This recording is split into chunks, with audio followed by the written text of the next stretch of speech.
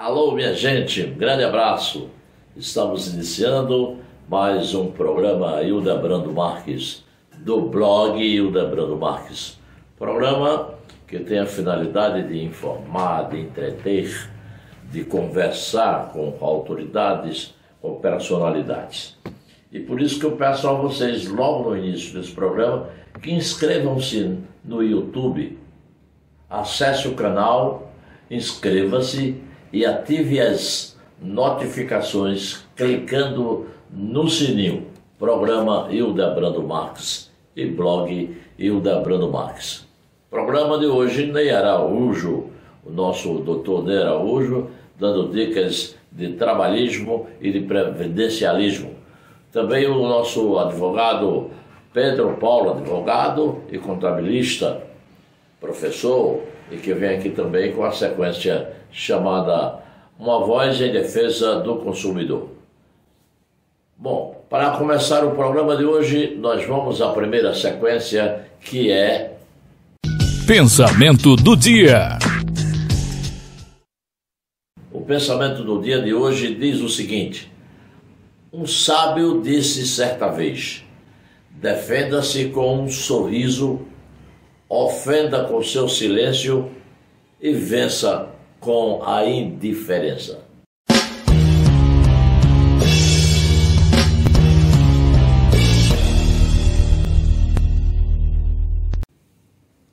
Bom, meus amigos, vamos prosseguir agora com o programa, com o nosso ponto de vista.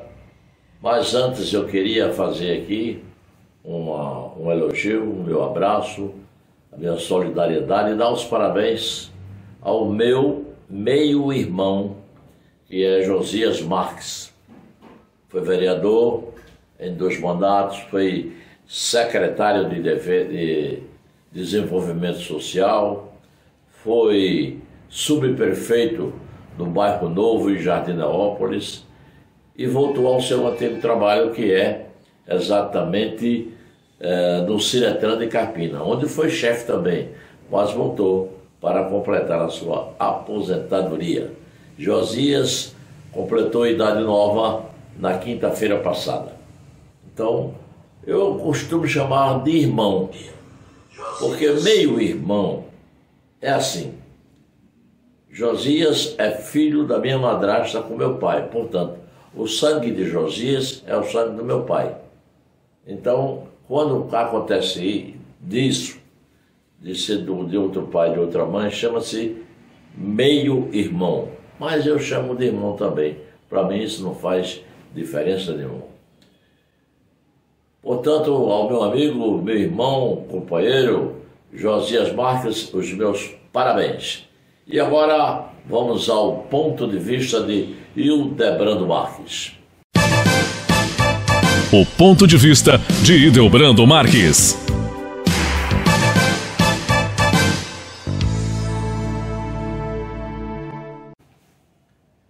Meus amigos, nesta segunda-feira passada, dia 10, os municípios de todo o Brasil receberam mais de 13 bilhões do repasses do Fundo de Participação dos Municípios, o chamado FPM.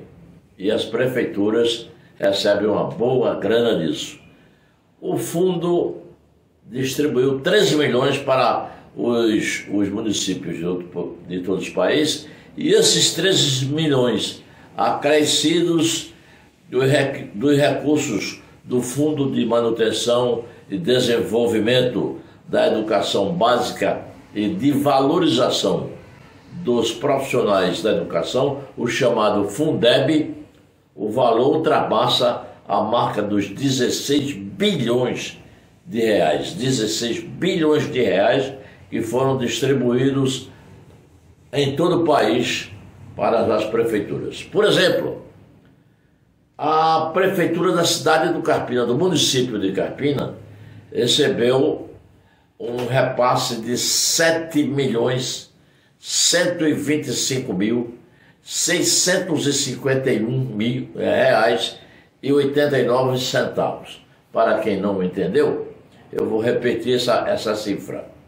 Uma verba no valor, repasse no valor de R$ 7.151.651,89, sendo que o valor de R$ 465.011,99 maior do que o ano passado, do ano de 2024, onde foram repassados na mesma data a importância de R$ 6.660.639,90.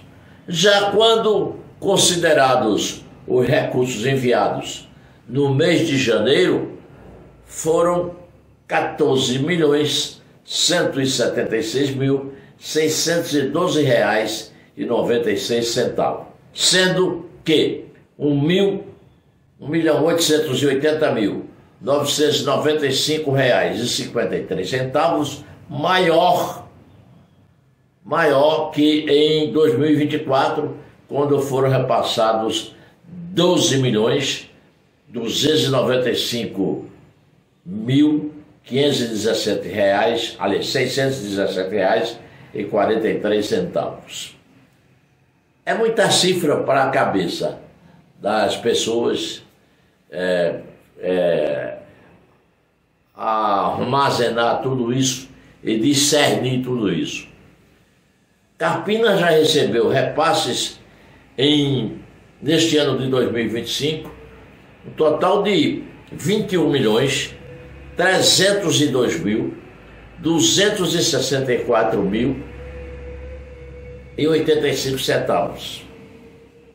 Em 2024, o valor para o mesmo período, e no ano passado, foi de R$ 18.956.257,33, sendo o valor maior neste ano de 2025, foi maior R$ 2.346.000 e quebrados 52 centavos.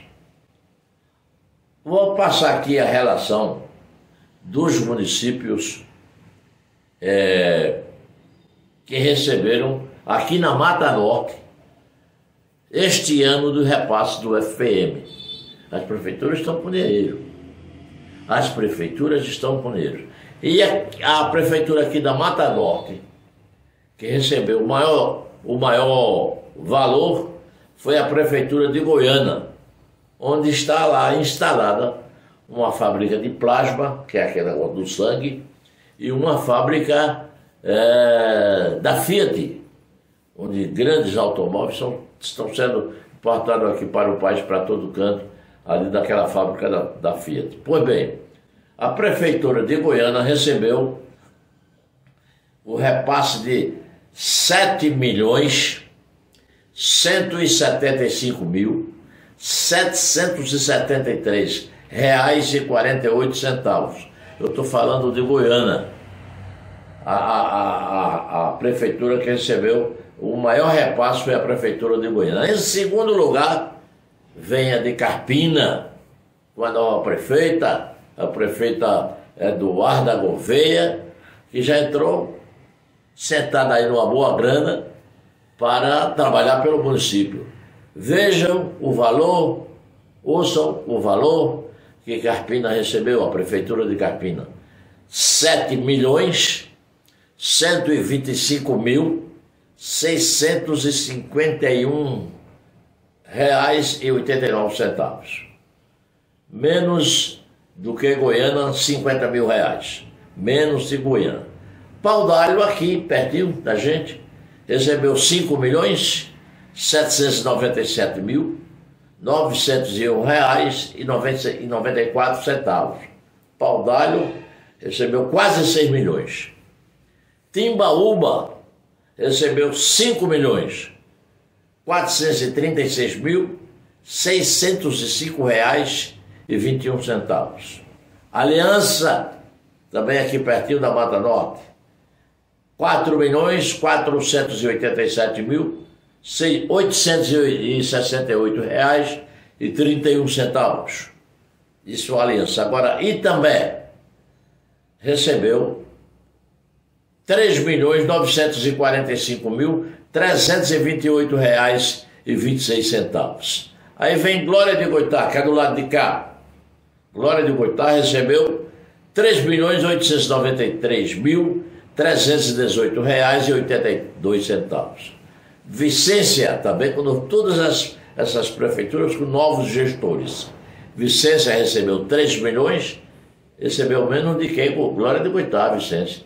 R$ 3.872.468,27. Nazaré da Mata recebeu menos do que Vicência. Recebeu R$ 577.986,56. Macaparana, terra de Paquinha, prefeito, e do deputado Antônio Moraes, recebeu R$ 3.496.394,72. Condado, também cravado aqui perto de Goiânia, Condado recebeu R$ 3.433.149,54. Vamos aqui pertinho para a gente, numa cidade que já pertenceu a Carpina, hoje é independente, Lagoa do Carro, com o novo prefeito, o Zé Luiz. A cidade de Lagoa do Carro recebeu R$ 2.853.566,53. E a cidade de Lagoa de Itaenga, que também prefeito novo, Lagoa de Itaenga, R$ 2.776.060,17. Itaquitinga, R$ 2.630.468,65. E Chã de Alegria recebeu do repasse do fundo do FPM R$ 2.265.024,17.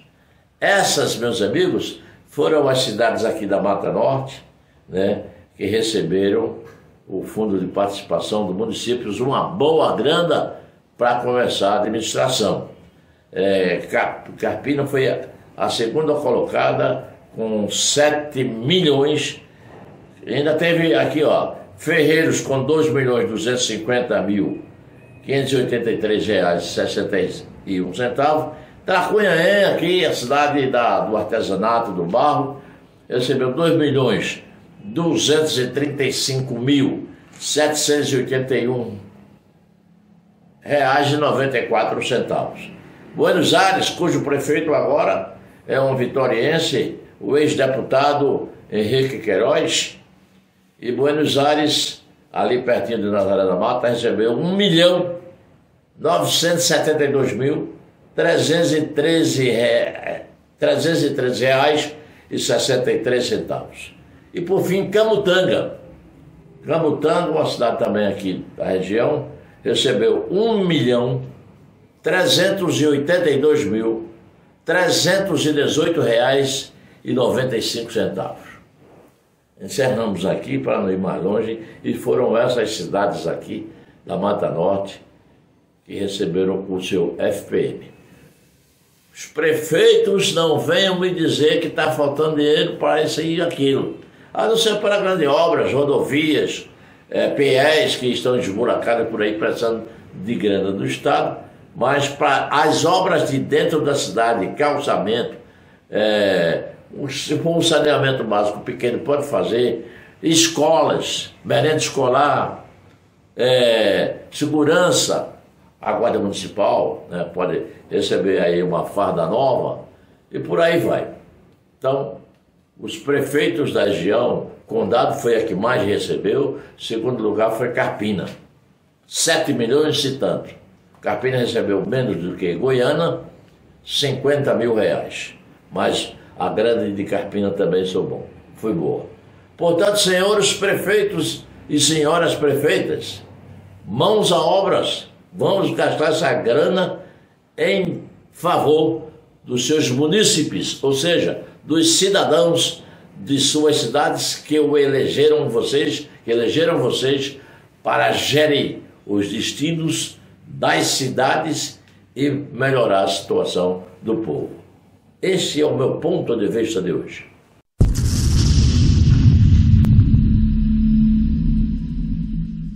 Alô, minha gente, vamos seguindo aqui com o programa e mandar um abraço aqui para os nossos internautas de todo o país.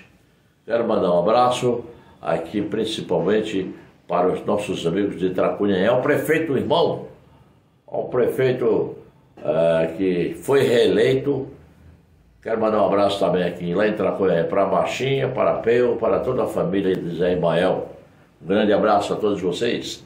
A gente segue trazendo aqui mais uma sequência dentro do programa, mais um quadro dentro do programa, que é o quadro Pauta Livre.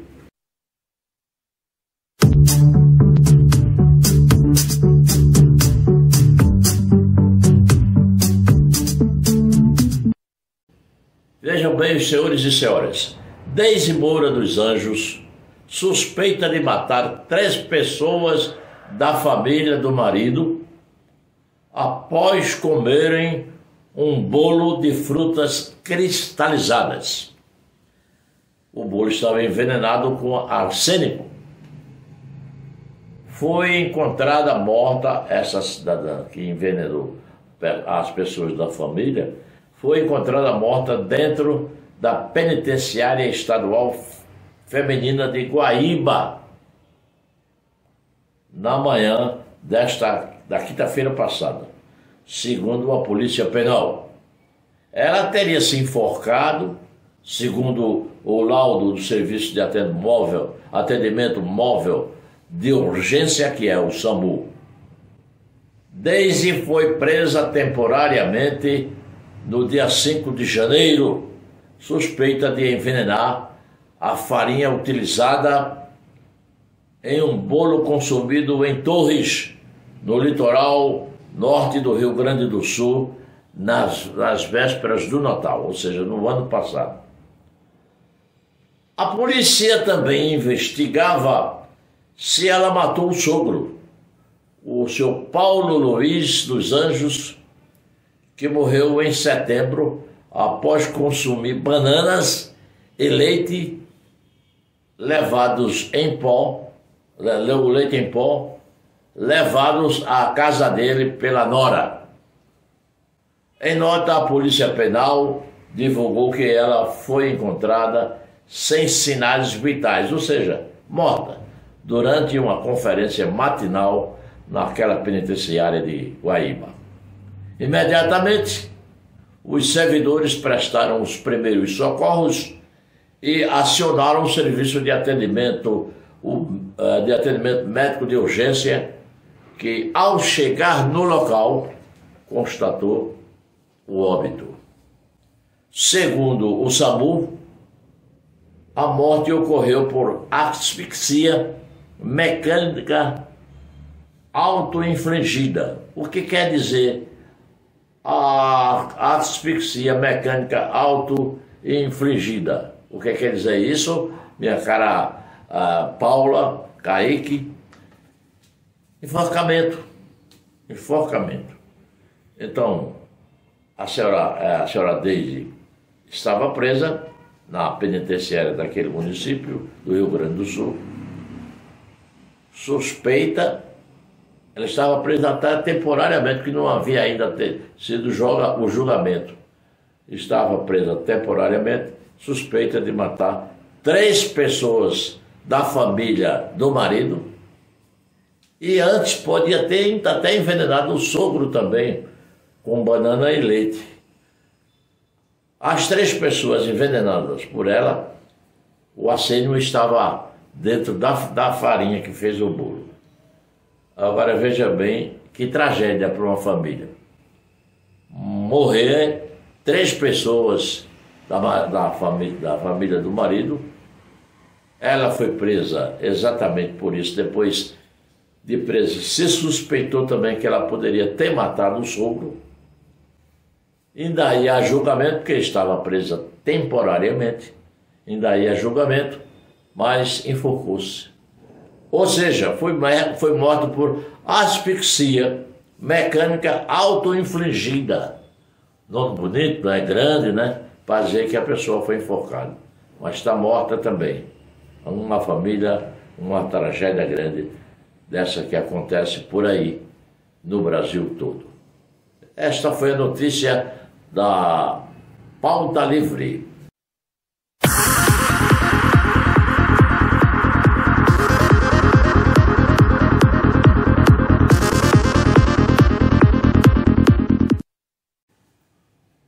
Quero mandar um abraço aqui ao meu amigo Carlos Maia, Nádia Maia, os irmãos Maia, que todo ano faz um encontro para celebrar a quantidade de anos do Grupo Alcano. Esse ano comemorou 51 anos e a festa é no Asprec ali, na Avenida Caxangá, um clube que tem lá. E esse ano eu não pude comparecer, que eu estava dodói, mas soube que deu muita gente e a festa foi até às 9 horas da noite, porque começa às 3 horas da tarde, 2, 3 horas da tarde, e a festa foi bonita. Abraço aos irmãos Maia e parabéns pelos 51 anos, uma boa ideia. E agora, meus amigos, no programa, vou convidar aqui o meu amigo, o advogado, o contabilista, professor, na sequência, uma voz em defesa do consumidor. Meu amigo Pedro Paulo. Vamos lá, Pedro?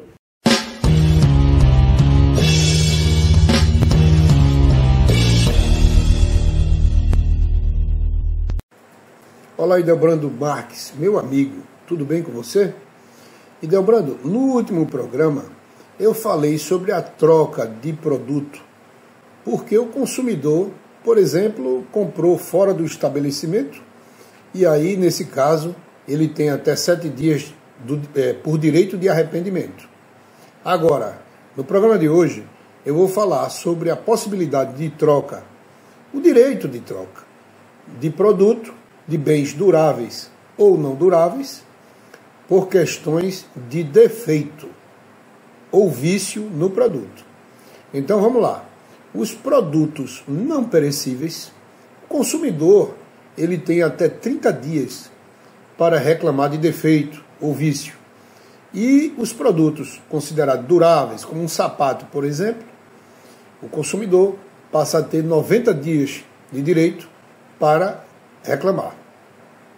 Reclamando, a empresa ou a loja, porque o consumidor ele pode reclamar a qualquer um dos dois, ou o fabricante, ou na loja onde ele comprou, não é? Via de regra, isso acontece na loja, por isso que é bom guardar a nota fiscal, a etiqueta do produto, para poder, e o termo de garantia, se tiver, para poder realizar essa troca.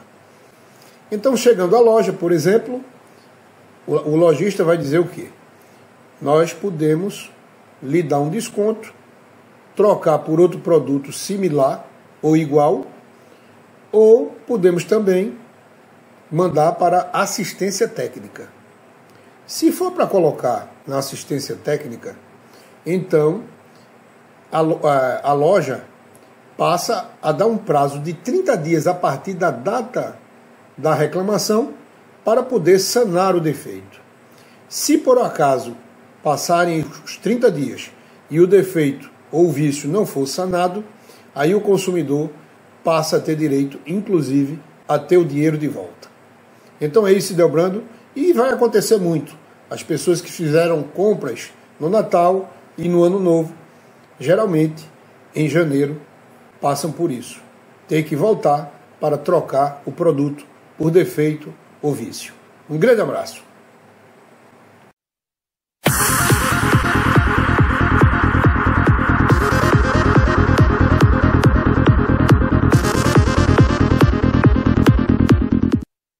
Segue o programa e eu quero mandar um abraço para Gilvanildo Guedes,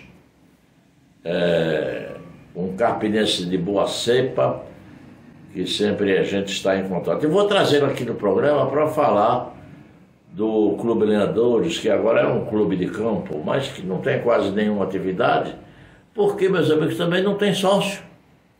Porque o clube do centro da cidade, que era a coqueluche da juventude, muitos namoros, muitos noivados começaram ali, o clube era centrado entre a Praça São José e do outro lado a Avenida Estácio Coimbra, não, a Avenida Getúlio Vargas, que é chamada de Rua dos Tamarindos por causa da plantação de tamarindos que existe ao longo daquela avenida.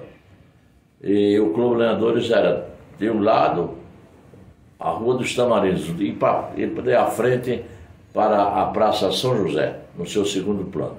E Givanildo foi presidente do Clube Lenhadores por muitos mandatos, e também foi presidente da Bazuca, bloco que fomos nós que fundamos, o Biral, o Fernando Monteiro, o Edson Chagas, Joaquim Lapa, Chico Merôndia e tantos outros companheiros que participaram da Bazuca, que era um bloco anárquico, né? Um bloco anárquico, mas que não fazia mal a ninguém, e que saía toda sexta-feira de carnaval, e no carnaval saía pela manhã e voltava para o Clube Lenhadores para dar uma canja à orquestra, era sanfona, cavaquinho, já o surdo, o taró, e era um bloco harmônico e que todo mundo gostava de entrar para pular no carnaval.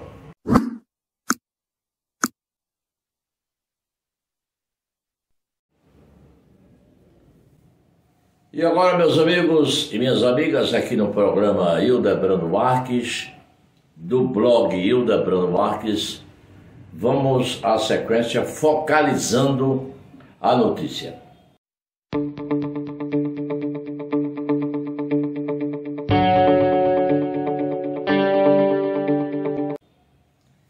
No Focalizando a notícia de hoje, é sobre desvio de emendas parlamentares. Isso está virando uma febre no Congresso Nacional. Lá onde os deputados federais e senadores recebem as emendas deles agora, é maior até do que o orçamento da União. E ninguém tem uma tal de emenda secreta que nós, o que pagamos tudo isso, os contribuintes da nação, não sabe para onde vai, não recebe a prestação de serviço, o deputado manda para onde quer, até fora do estado dele, ele manda tantos milhões, isso não presta conta, isso é uma vergonha. Pois bem, o ministro do STF, Flávio Dino, determinou o afastamento de um assessor de um deputado, de um deputado federal. O diretor da Secretaria Estadual do Rio Grande do Sul e um assessor foram alvos de busca e apreensão pela Polícia Federal na quinta-feira, dia 13, quinta-feira passada. O ministro Flávio Dino, do STF, determinou o afastamento do funcionário do Rio Grande do Sul e do secretário parlamentar do gabinete do deputado federal Afonso Mota, vou dizer aqui o nome dele, Afonso Mota, do PDT do Rio Grande do Sul. Os afastados foram André Fiegenbalfi, olha que nome horroroso, Cliver André Fiegenbalfi, diretor, ele era diretor administrativo e financeiro da Metroplan, vinculado à Secretaria Estadual de Desenvolvimento Urbano e Metropolitano do Rio Grande do Sul. E o outro, Lino Rogério da Silva Furtado. Lino Rogério da Silva Furtado, que era secretário parlamentar do deputado federal do Rio Grande do Sul, Mota. Os dois foram alvos de mandados de busca pessoal e de busca domiciliar para a apreensão de aparelhos celulares, computadores, isso por parte da Polícia Federal, que é encarregada de fazer esse trabalho que vem determinado do Supremo Tribunal Federal.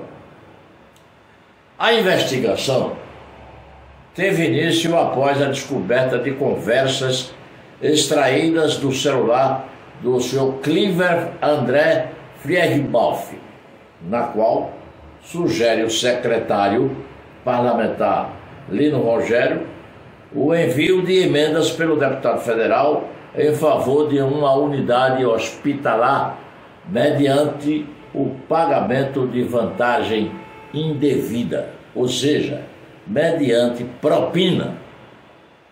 A verba vai e o camarada vai aqui, vamos dizer, 5 milhões. Olha, 2,5 vai para a obra e 2,5 aqui vai para nós dois e mais um parlamentar. É isso que acontece.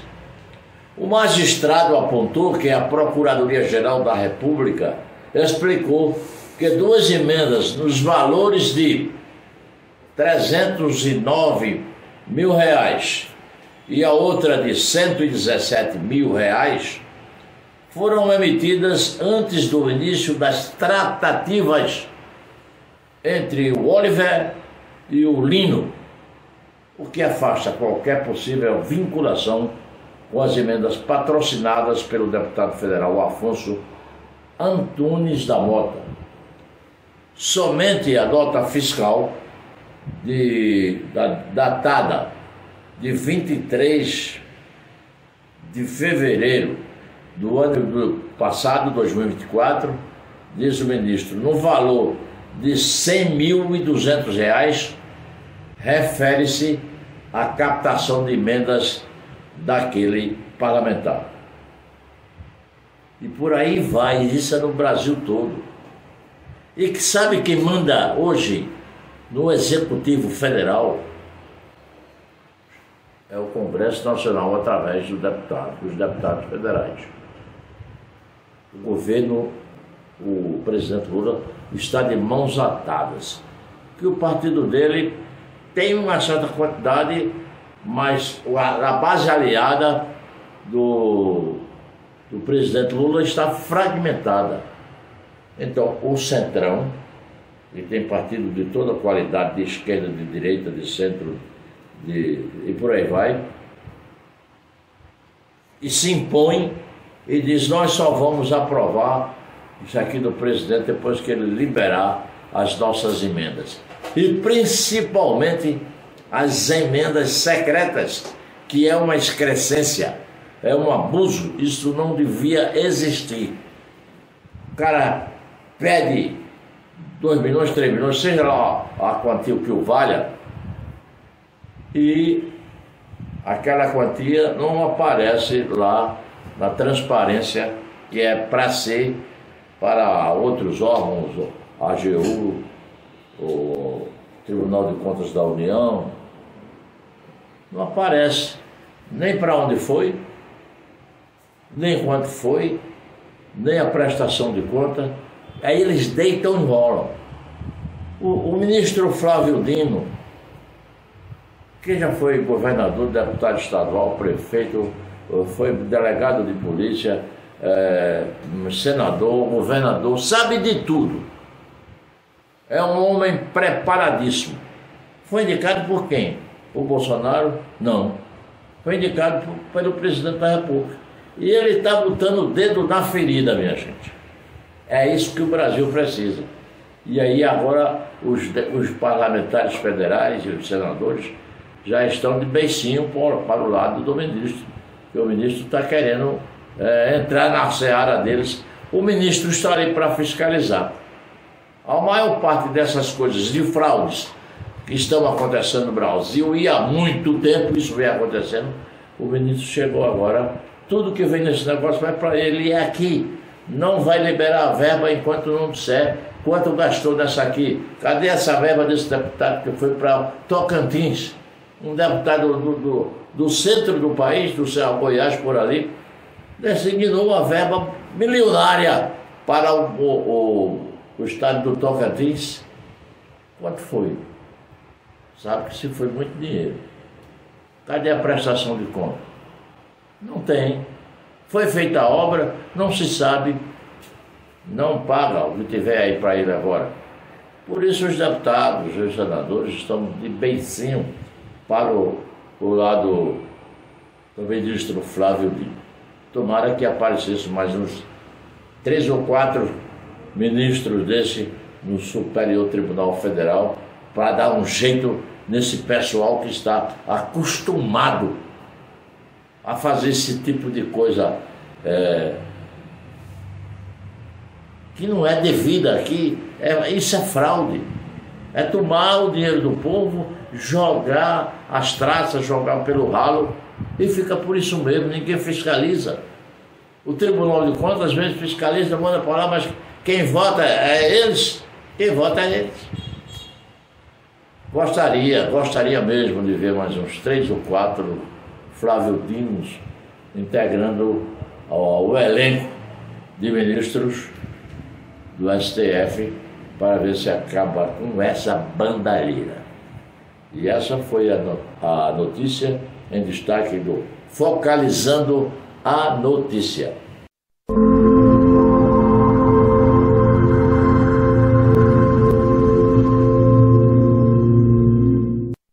Muito bem, meus amigos, vamos seguindo aqui com o programa, mandando um abraço para o meu amigo Mozart, Jorge Mozart, grande figura. Abraço também ao Dr. Lyndon Johnson, este grande advogado que sabe tudo de lei eleitoral. Quando eu quero me tirar algumas dúvidas sobre a lei eleitoral, eu toco o celular para o Dr. Lyndon Johnson e ele já veio 2 vezes aqui a esse programa e uma audiência principalmente pelo pessoal do meio político, vereadores, prefeitos, quando ele vem para cá o pessoal haja ligar, essa coisa toda. Grande e brilhante advogado, principalmente no segmento da lei eleitoral. E agora, seguindo com o programa, eu vou chamar um amigo meu de muito tempo, que está sempre tirando dúvidas da área do trabalhismo e do previdencialismo, direito do trabalho e da previdência. Doutor Ney Araújo, tirando dúvidas com a sequência O Direito de Quem Tem Direito.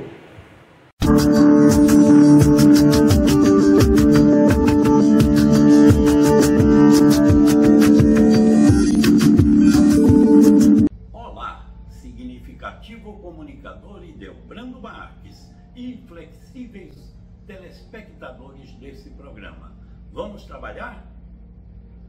Os aposentados e pensionistas do INSS e os beneficiários do BPC Loas tiveram ampliado o prazo para pagamento de empréstimo consignado, de 84 meses, correspondente a 7 anos, para 96 meses, correspondente a 8 anos. Atualmente existem 63 milhões de contratos de empréstimos consignados ativos, tomados por 10 milhões de aposentados, 3 milhões e 800 mil pensionistas e 2 milhões e 600 mil beneficiários do BPC Loas. A taxa de juros mensal também subiu de 1,66% para 1,80%.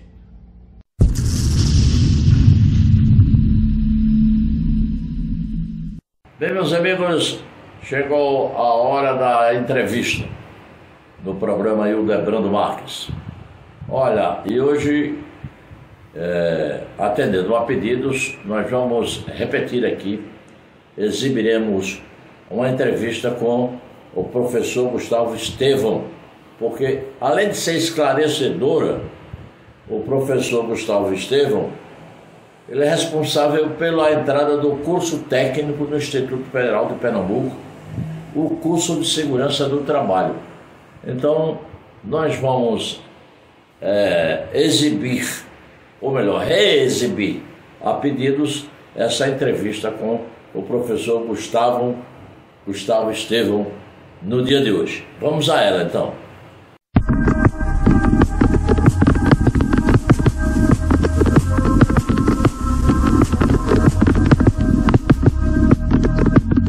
Mas, meus amigos, vamos à hora da verdade de hoje. Hoje a produção convidou aqui o professor Gustavo Estevão. O seu nome verdadeiro é Gustavo Maurício Estevão de Azevedo, natural do Recife, do bairro de São José. Nasceu no ano de 59. Professor, viveu grande parte de sua vida lidando com pessoas, nessa comunicação saudável que é a educação.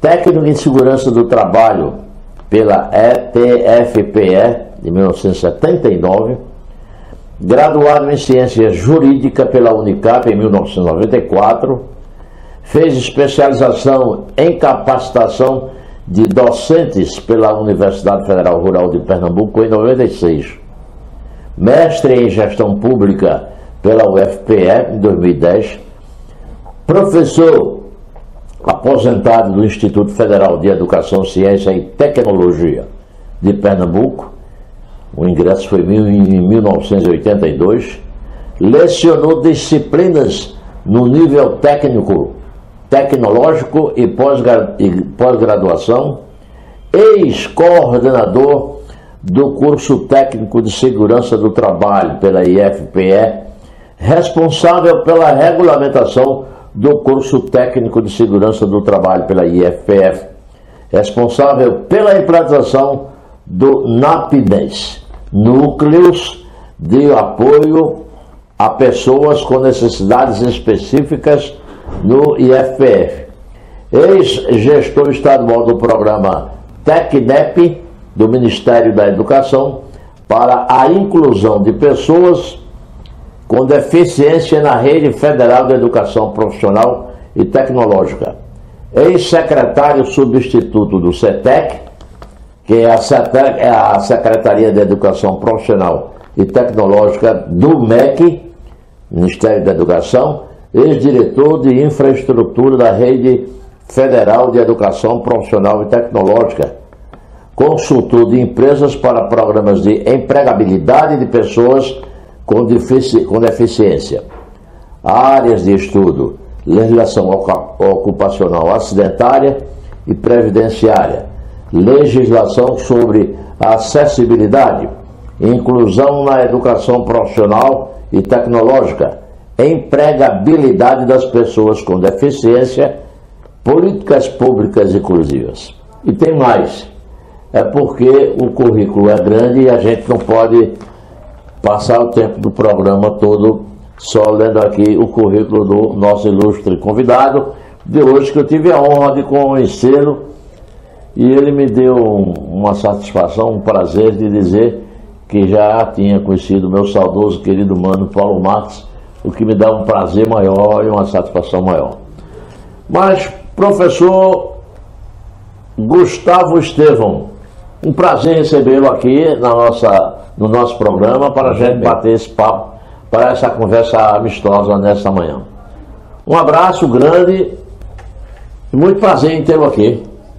Eu digo mesmo, né? Conhecê-lo, Ideobrando, é para mim uma alegria, né? Saber até que eu não sabia que você também, né, irmão do Paulo Marques, falecido, né? E saudoso Paulo Marques, que eu tive a honra de conhecê-lo também. Obrigado. E estou aqui à sua disposição, né? Vindo aqui a Carpina, né? Já conhece Carpina, né? Essa cidade maravilhosa, Obrigado. sem dúvida, né? E é uma honra para mim, pode ter certeza. Professor, o senhor nasceu em Recife, no bairro São José, que é o bairro mais central, me parece, da capital pernambucana. É verdade. Então você é um recifense nato. É verdade, é verdade. O que é que o senhor, na sua juventude, na sua infância, vivenciou ali no bairro São José? Bom, dava para a gente fazer uns 3 ou 4 programas para falar sobre isso. Fica à vontade. Sem dúvida nenhuma. Mas quem conhece ou vivenciou o bairro de São José numa época diferente dessa nossa, Sim. hoje, né? Sabe muito bem que o bairro de São José era um foco de excelentes carnavais, né? E até hoje eu acho que ainda tem essa fama, né? Tem lá o maior clube do mundo, né? Isso, lá ele nasceu, né?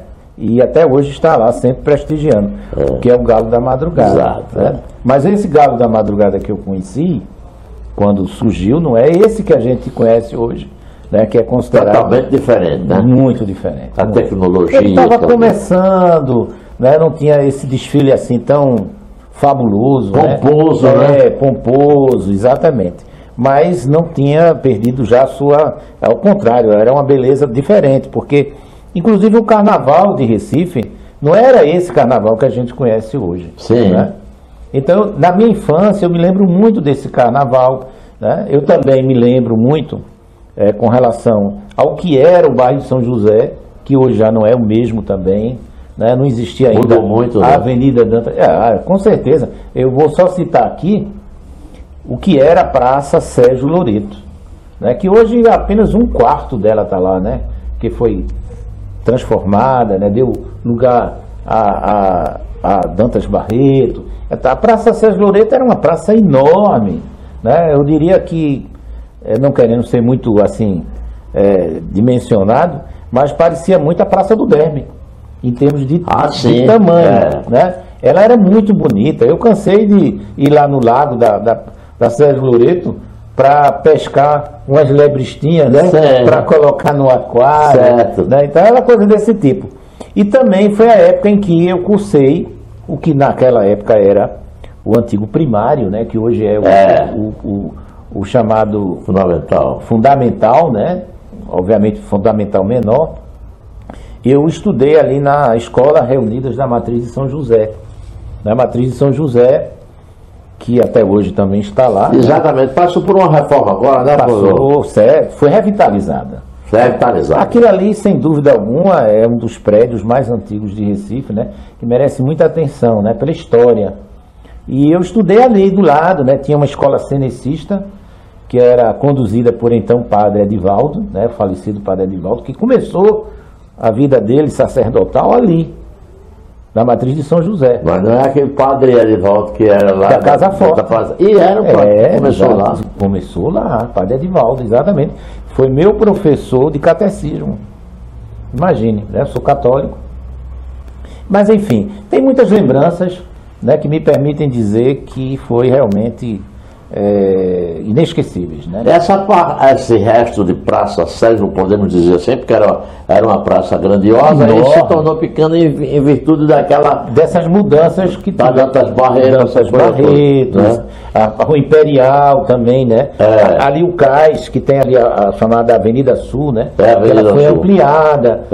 Então mudou muito. E outra coisa... E aí, todos também um viaduto das 5 pontas. Sim, era isso que eu ia perguntar. Ali na Praça Sérgio Loreto fica, inclusive, a sede do Galo da Madrugada. Sim. Fica de frente para a Praça Sérgio Loreto. O famoso coreto que ainda resta ainda tem lá, da praça, né? O coretozinho, que tem até um galo. Verdade. Um galo lá. Agora, o primeiro viaduto do Recife foi ali no inaugurado, e eu assisti essa inauguração, né, pelo então prefeito Augusto Lucena, né, que sem dúvida alguma ficou muito conhecido por isso.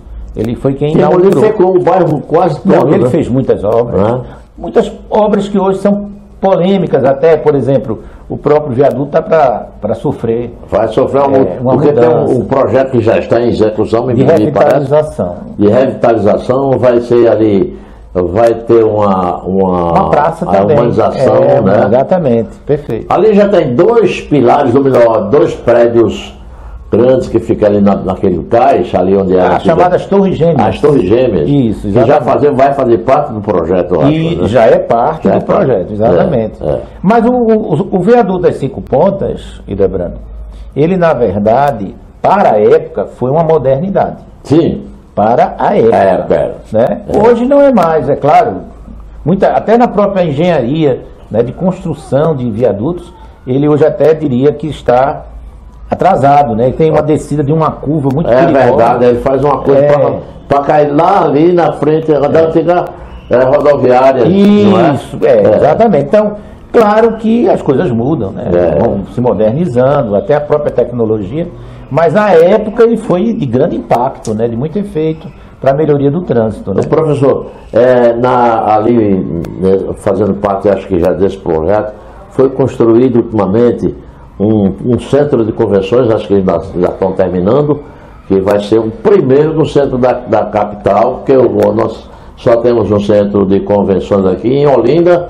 No limite, né? No limite, que foi construído, eu acho que no governo de Marco Maciel, e que foi um falatório contra, que aquilo não levava a nada. Hoje é um grande centro de eventos para todo mundo, inclusive de eventos internacionais. E agora vem esse ali no Cais de Santa Rita, de um hotel de um porte internacional, que é não sei se é Novo Recife o nome. É isso aí. Né? Eu acho que sim.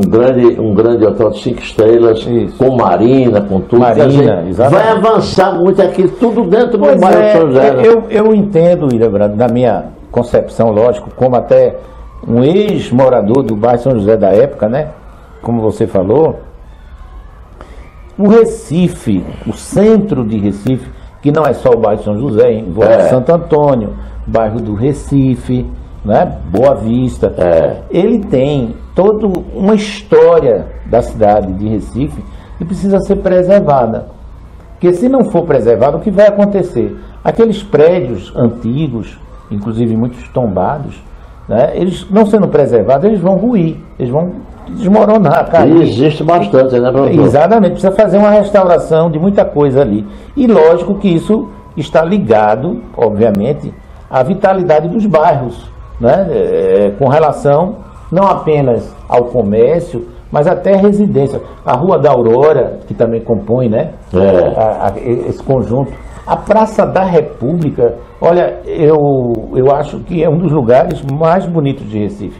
Aquele conjunto arquitetônico ali da Praça da República. O senhor falou aí da Rua da Aurora, eu acho que aquilo ali é um cartão postal. Verdade. Da cidade, As duas. Aqueles seus a Rua casarios. Do Sol e a Rua da Aurora, né?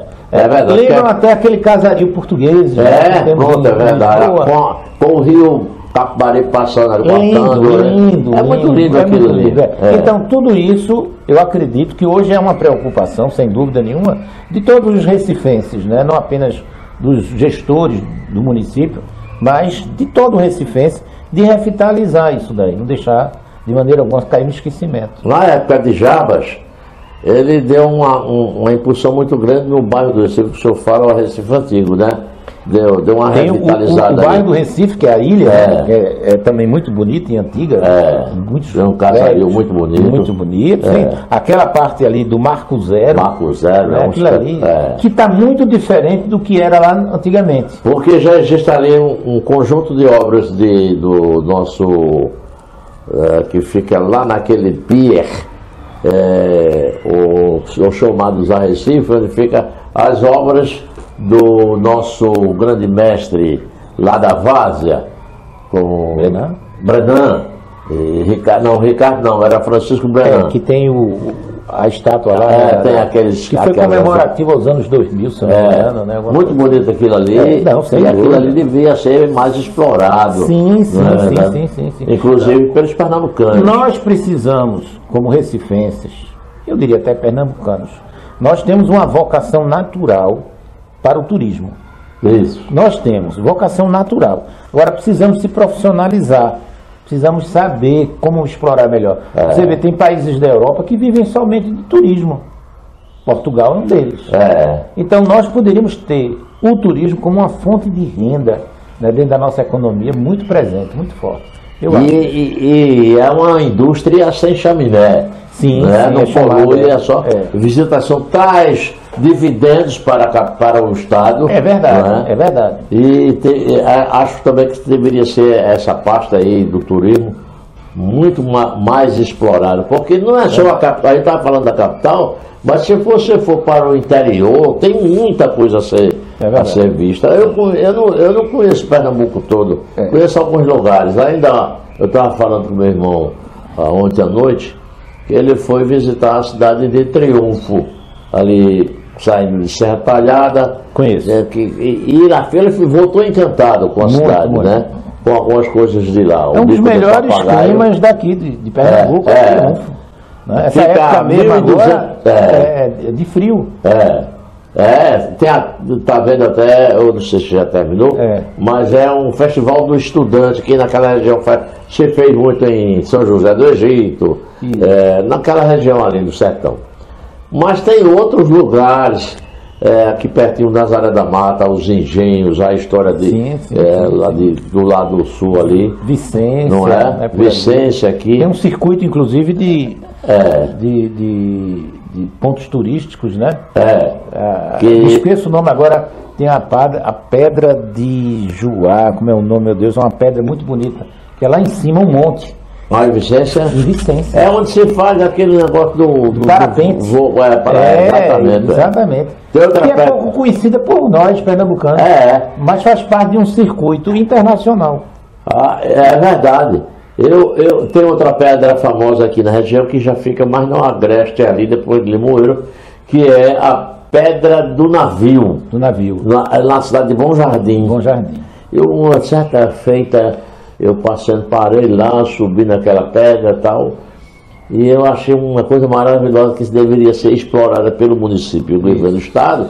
Ali um restaurante, uma coisa para criança, e que o novo prefeito agora criou isso lá, sabe, fez uma lagoa lá, fez umas coisas diferentes, e eu vi em fotos, ainda não tive a oportunidade de ver, eu vi da maneira que está sendo utilizado agora, mas eu gostei dessa iniciação, dessa iniciativa do Agora, prefeito. sabe o que é que isso exige, Ido Bernardo? Eu acho que é qualificação profissional das pessoas que ficam à frente disso, desde os gestores, as pessoas que vão fazer a parte operacional, e isso está muito ligado a uma área que eu gosto muito, que é a educação. Eu vi aqui no seu currículo. Educação, né? Eu sou professor aposentado, e educação profissional, inclusive. Certo. Então, às vezes, muitas pessoas, inclusive, vivem disso, têm fonte, né, de lucro, de receita, são empreendedores, mas são...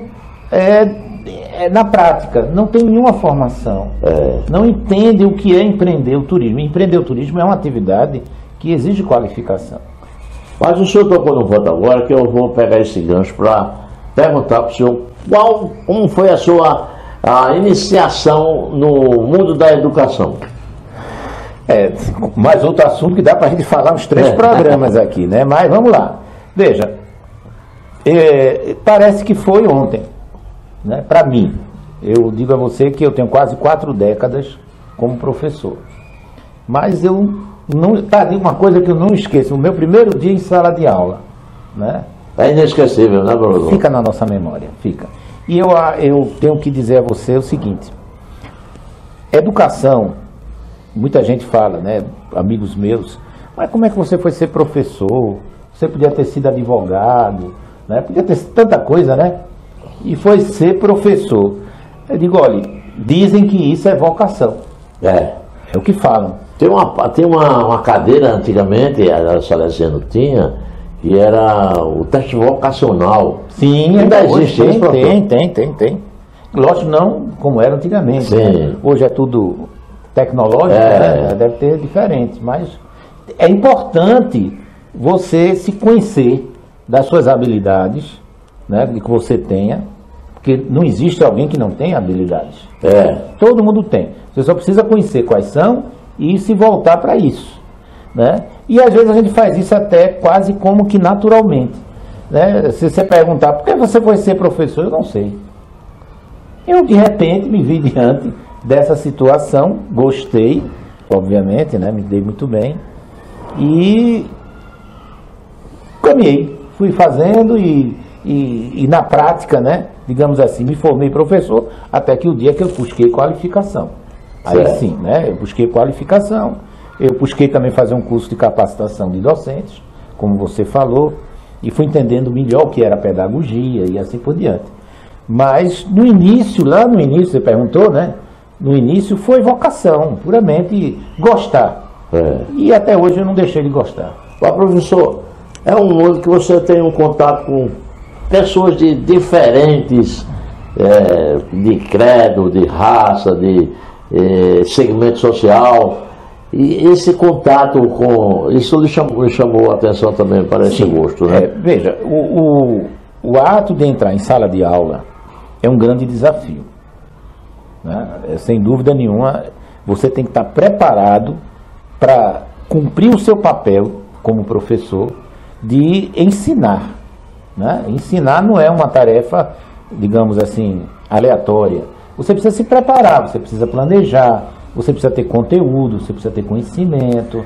Isso tudo você vai aprendendo, obviamente, cada vez mais, e não para nunca de aprender. Eu sou um eterno aprendiz na área da educação, nunca deixei de ser, né?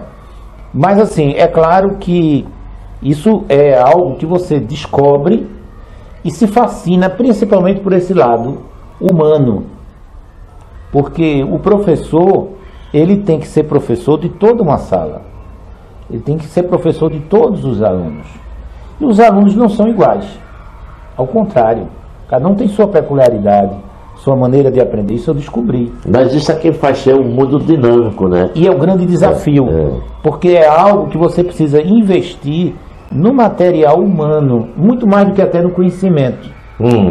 De você ter o conhecimento, é você saber lidar com essa sala de aula. Exatamente. E aí tem um outro lado que eu aprendi e também comecei a me apaixonar, que é a área da educação inclusiva. Que é inclusiva. Que é a área de se preparar, de se adequar a receber dentro de uma escola, uma sala regular, alunos que tenham alguma deficiência. Então eu participei de um grande projeto que foi iniciado no Ministério da Educação, fui consultor desse projeto, gestor estadual, de inclusão de alunos com deficiência. E aprendi também com isso, né, que hoje todo mundo tem o seu talento. É preciso saber explorar, é preciso saber motivar as pessoas para explorar essas habilidades que ela tem. Não importa, qualquer pessoa pode. Não existe aquela história de que um é menos ou mais inteligente que o outro.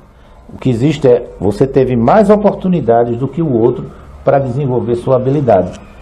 Professor, estou conversando aqui com o professor Gustavo Estevam, quase 4 décadas dentro de sala de aulas, e o que lhe deu grande prazer esse contato e de ensinar, de ter esse contato com o pessoal. O senhor fala na educação inclusiva, que é uma educação para pessoas com deficiência. Isso.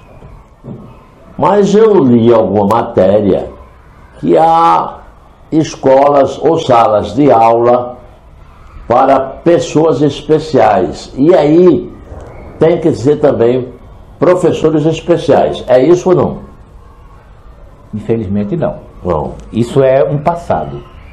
Isso foi o que existiu no passado. Hoje a proposta pedagógica é outra. É verdade, no passado existiam as escolas especiais, os professores especiais, os alunos especiais, que vale salientar, Idebrando, que de especial não tinha nada. Eram pessoas segregadas, eram pessoas que viviam um regime de apartheid, né, que não estavam na sala regular com os outros e eram colocadas em salas à parte. Havia um preconceito. Isso, claro, implicava em uma discriminação, um preconceito, sabe? Sabe aquela história assim, existe uma expressão que nós nordestinos, né, usamos muito, tipo, o coitadinho. Esse oi coitadinho não tem nada de positivo, de agradável para se dizer uma pessoa. Você está menosprezando ela. Diminuindo ela. Você está diminuindo ela. E ela não é isso. Ela não é isso. As pessoas, na verdade, cada pessoa... Veja, eu costumo dizer assim, todos nós somos ao mesmo tempo iguais e diferentes. Ao mesmo tempo. Só precisamos ver o foco. Tem hora que eu quero ser tratado de forma igual. E tem hora que eu quero ser tratado de forma diferente. Então isso é educação inclusiva. O que é que mudou? Aí eu posso dizer assim rapidamente, existe uma legislação até internacional, existe uma convenção da ONU sobre os direitos da pessoa com deficiência, que é recente, né? Não é uma coisa muito antiga não, 2000 e alguma coisa, acho que 2006 mais ou menos, não me recordo agora, que propôs o ensino da educação inclusiva, que as pessoas com deficiência possam estudar em escolas regulares, com outros alunos que são chamados, entre aspas, de normais. Que de normal todos nós somos. Certo. Na verdade, era uma discriminação. Então, hoje, não se admite mais, pedagogicamente falando, isso que você acabou de dizer, de ter uma escola especial, um professor especial, uma sala especial. Não, não existe isso. Porque o aluno não é especial. O aluno é aluno. Eu sou hoje vice-presidente de uma ONG que nós criamos, de professores no Brasil todo, chamada ANEI. ANEI, Associação Nacional de Educadores Inclusivos. Eu sou vice-presidente. O presidente é nacional, né? Nível nacional, exatamente. Temos gente do Brasil todo, faz parte da ANEI. E a gente tem uma série de projetos, de ações, de atividades para a difusão da educação inclusiva. Então, falar disso de mim para você é algo que tem tanta coisa para dizer aqui que não dá. É verdade. Né? Mas com certeza, o que você falou já não é mais real. Não existe mais isso. Não. Mas porque antigamente era assim. Nós temos, inclusive, algumas instituições que sobrevivem até hoje e já estão mudando essa mentalidade. Eu posso citar várias, inclusive aqui eu tenho algumas, se você que me permite, eu vou citar, né, porque merecem, inclusive, né, serem citados. O Instituto Antônio de Queiroz, que é o chamado Instituto dos Cegos, né, que tem um trabalho lindíssimo, secular, de mais de 100 anos, mas que foi se adequando à nova realidade. No Rio de Janeiro nós temos o Instituto Benjamin Constant. Esse me permite apartilhá-lo, para fazer uma pergunta dentro do que o senhor falou aí, do Instituto dos Cegos. Eu já ouvi falando, não me lembro se eu já ouvi. Sim, é da Santa Casa de Misericórdia. Tem um ali também no Engenho do Meio. Que tem vários. Né? Eu visitei lá. Tem associações, entidades que como é que se inclui numa sala de aula comum uma pessoa deficiente visual, o cego?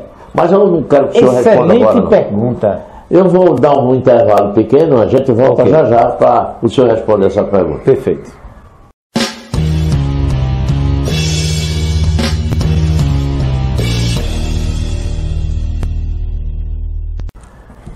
Bem, meus amigos, estamos voltando com a Hora da Verdade dentro do programa Hildebrando Marques. E você pode acessar o nosso programa. E, por favor, quem puder, dê uma clicada no sininho aí do YouTube, programa Hildebrando Marques, porque nos ajuda e você fica inscrito neste programa para quando quiser participar através do WhatsApp ou do MSM, você mandar a sua mensagem, a sua pergunta, a sua crítica, o seu elogio, que faz parte do mundo atual. A gente não pode só fazer crítica pela crítica, mas quando vê uma obra que o gestor público fez e quiser elogiar, pode fazer parte do programa aqui. Sem nenhuma, não vou fazer nenhuma crítica e nenhum comentário com relação à sua participação. Ok? Vou só citar o seu nome e qual é o seu interesse de participar do programa.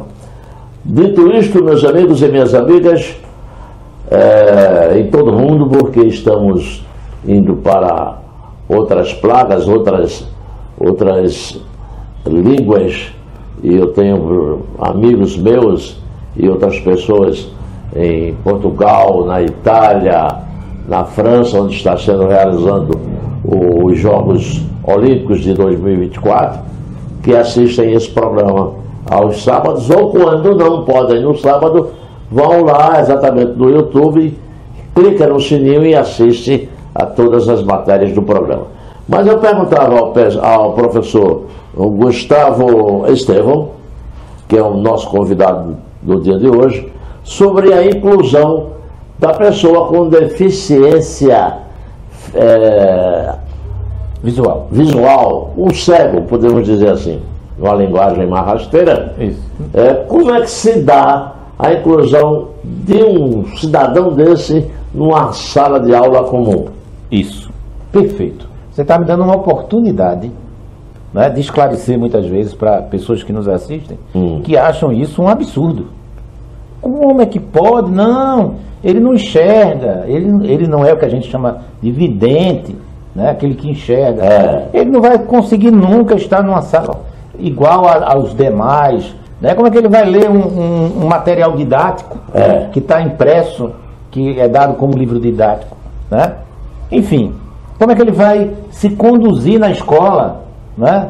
Se orientar na escola, ou até chegar à própria escola? Né? Então, essas questões realmente são ainda, né, motivos de muitos questionamentos.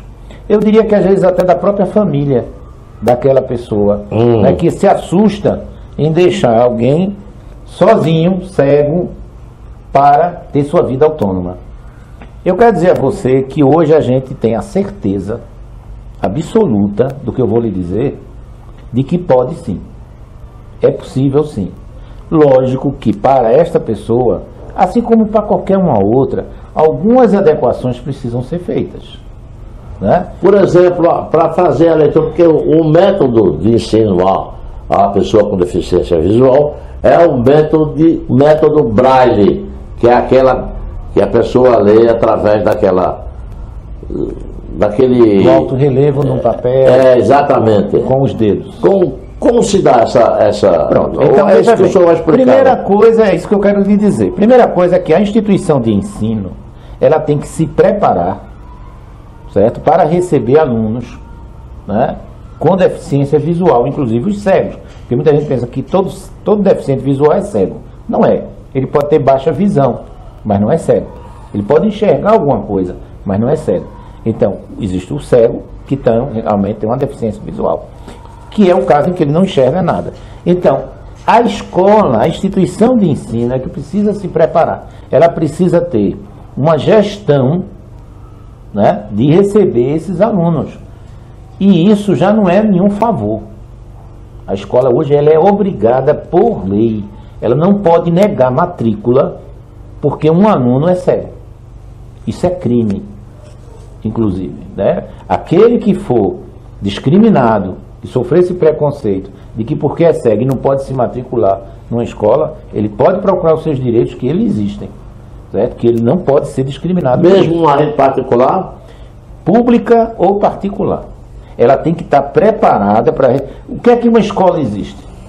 Qual seja ela? Qualquer nível de ensino. Ela existe a partir dos seus alunos.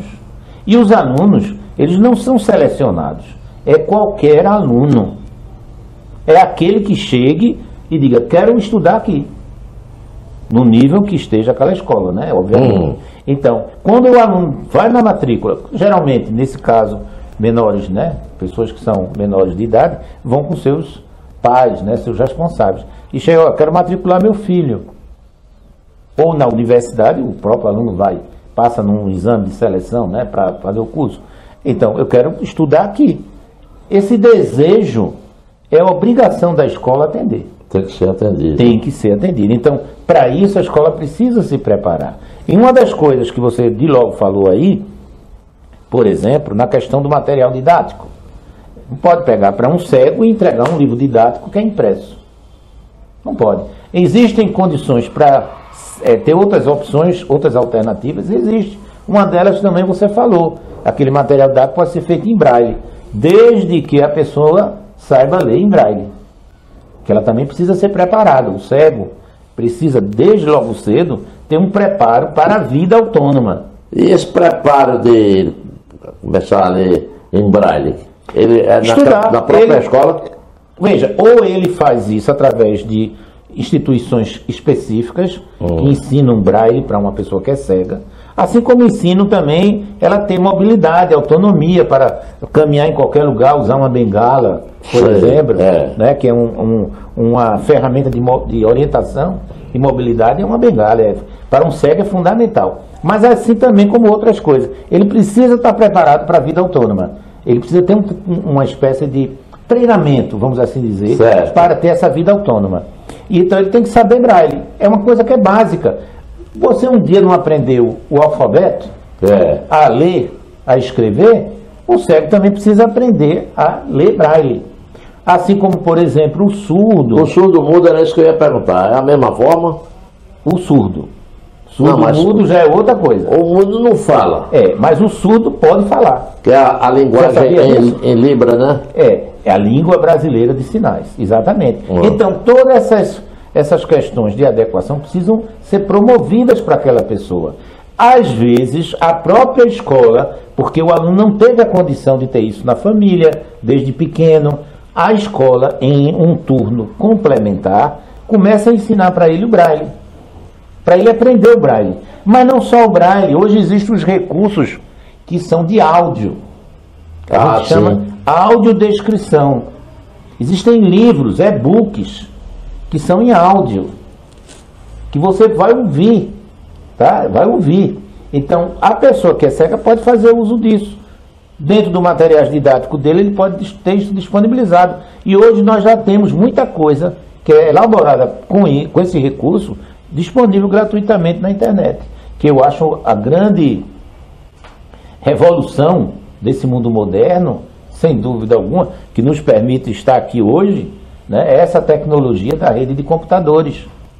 Né? Que coisa maravilhosa, né, que a gente tem hoje. Avançamos muito, para o bem e para o mal, né? Eu esqueço o mal, porque eu não quero fazer o mal a ninguém. Mas eu estou vendo o que é que tem de bom. De nós. De bom tem hoje estar aqui do lado de Hildebrando e falando, como você disse, para o mundo. Né? Nós podemos, eu estou falando em português, claro, mas eu poderia estar falando também em inglês, em espanhol, e alguém ia me escutar lá fora. Então, ou então ter legenda, tradução. Então, essa rede de computadores, para mim, é algo fabuloso. Eu vejo as redes sociais, como a gente chama, né?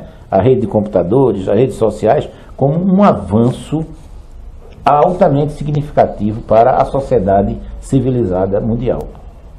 Eu também acho. Eu acho que o advento da tecnologia, ou seja, a internet, avançamos muito. Hoje, você deixa de enfrentar uma fila no banco para fazer tudo o que você quer, ou quase tudo, pela internet, pelo aplicativo do banco. Não é? Você sabia que esse nosso celular, ele faz audiodescrição e já vem de fábrica um recurso para ler o que está aqui na tela?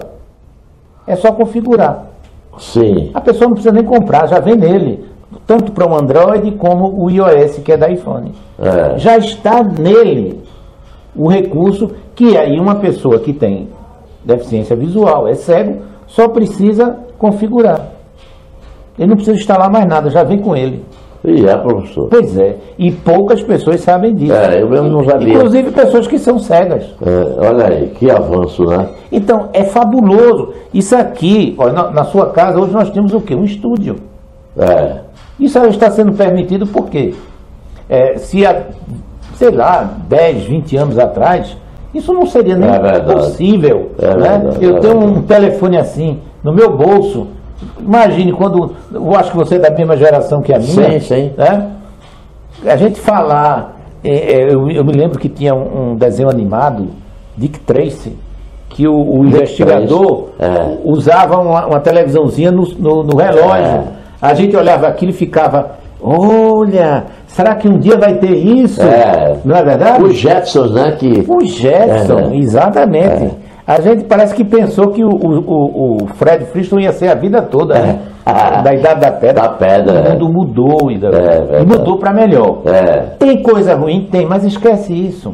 Não quero fazer o mal a ninguém, eu quero fazer o bem. Né?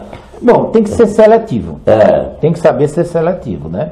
Professor Gustavo Estevão, não tenho, que ela é viva ainda, uma sobrinha que ela foi diretora no município de Paulista de uma escola. Certo. E a escola pública e tal, ela sofreu horrores com os alunos porque entravam lá drogas e ela era muito preocupada com essa coisa e chamava o aluno tal e passava uma repreensão daquele aluno. Daqui a pouco, no dia seguinte, o pai ou a mãe do aluno vinha para tomar as dores do aluno, e tinha aluno que chegava a bater em professoras, sabe?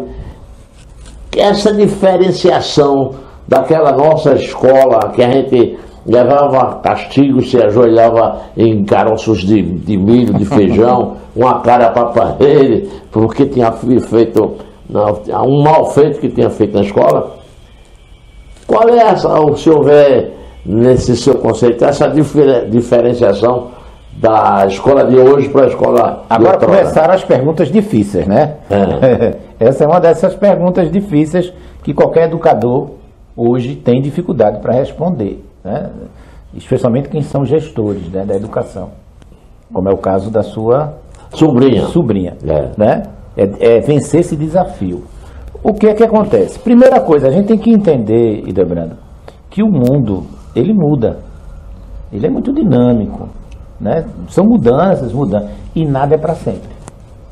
Não entenda que alguma coisa vai ser para sempre. Não, você tem que acompanhar essa dinâmica e ir procurando soluções, obviamente, que são viáveis, né, para você implementar.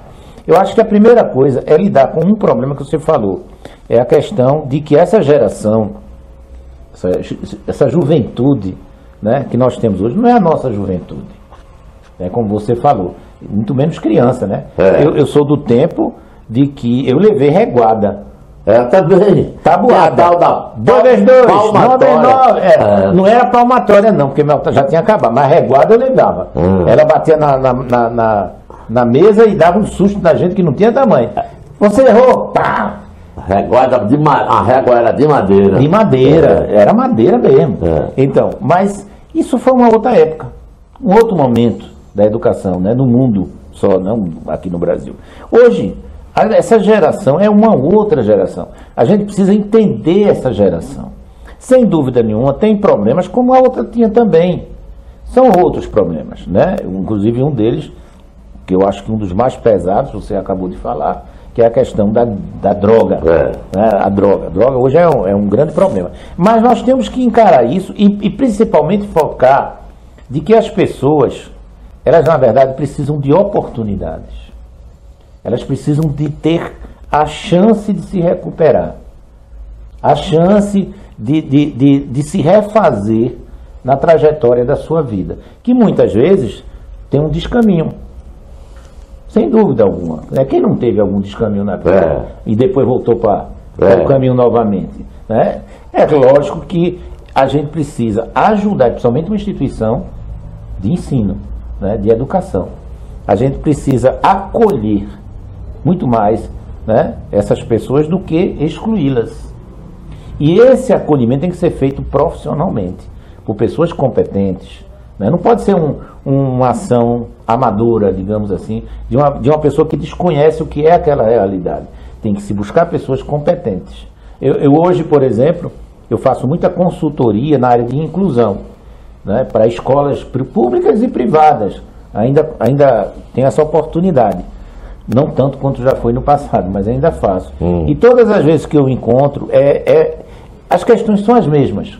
Eu não sei lidar com esse problema. Tá, tudo bem. E não tem como você aprender a saber como lidar? Você não pode buscar soluções. Você capacitação. Seja lá o que for, que você busque informações no mínimo para como lidar. Aí eu dou um exemplo que eu acho que você vai entender essa analogia. Você, pela idade, já deve ter filhos, não sei, né? Então, imagine você casando hoje e de repente seu filho nasce e ele nasce com uma deficiência. O que é que acontece? Você vai deixar de ter o seu filho porque ele nasceu com uma deficiência? Não pode. Duvido. O amor de um pai, o amor de uma mãe não vai permitir isso. Ao contrário, você vai dizer, ele é meu filho e eu vou fazer de tudo para que ele possa se desenvolver.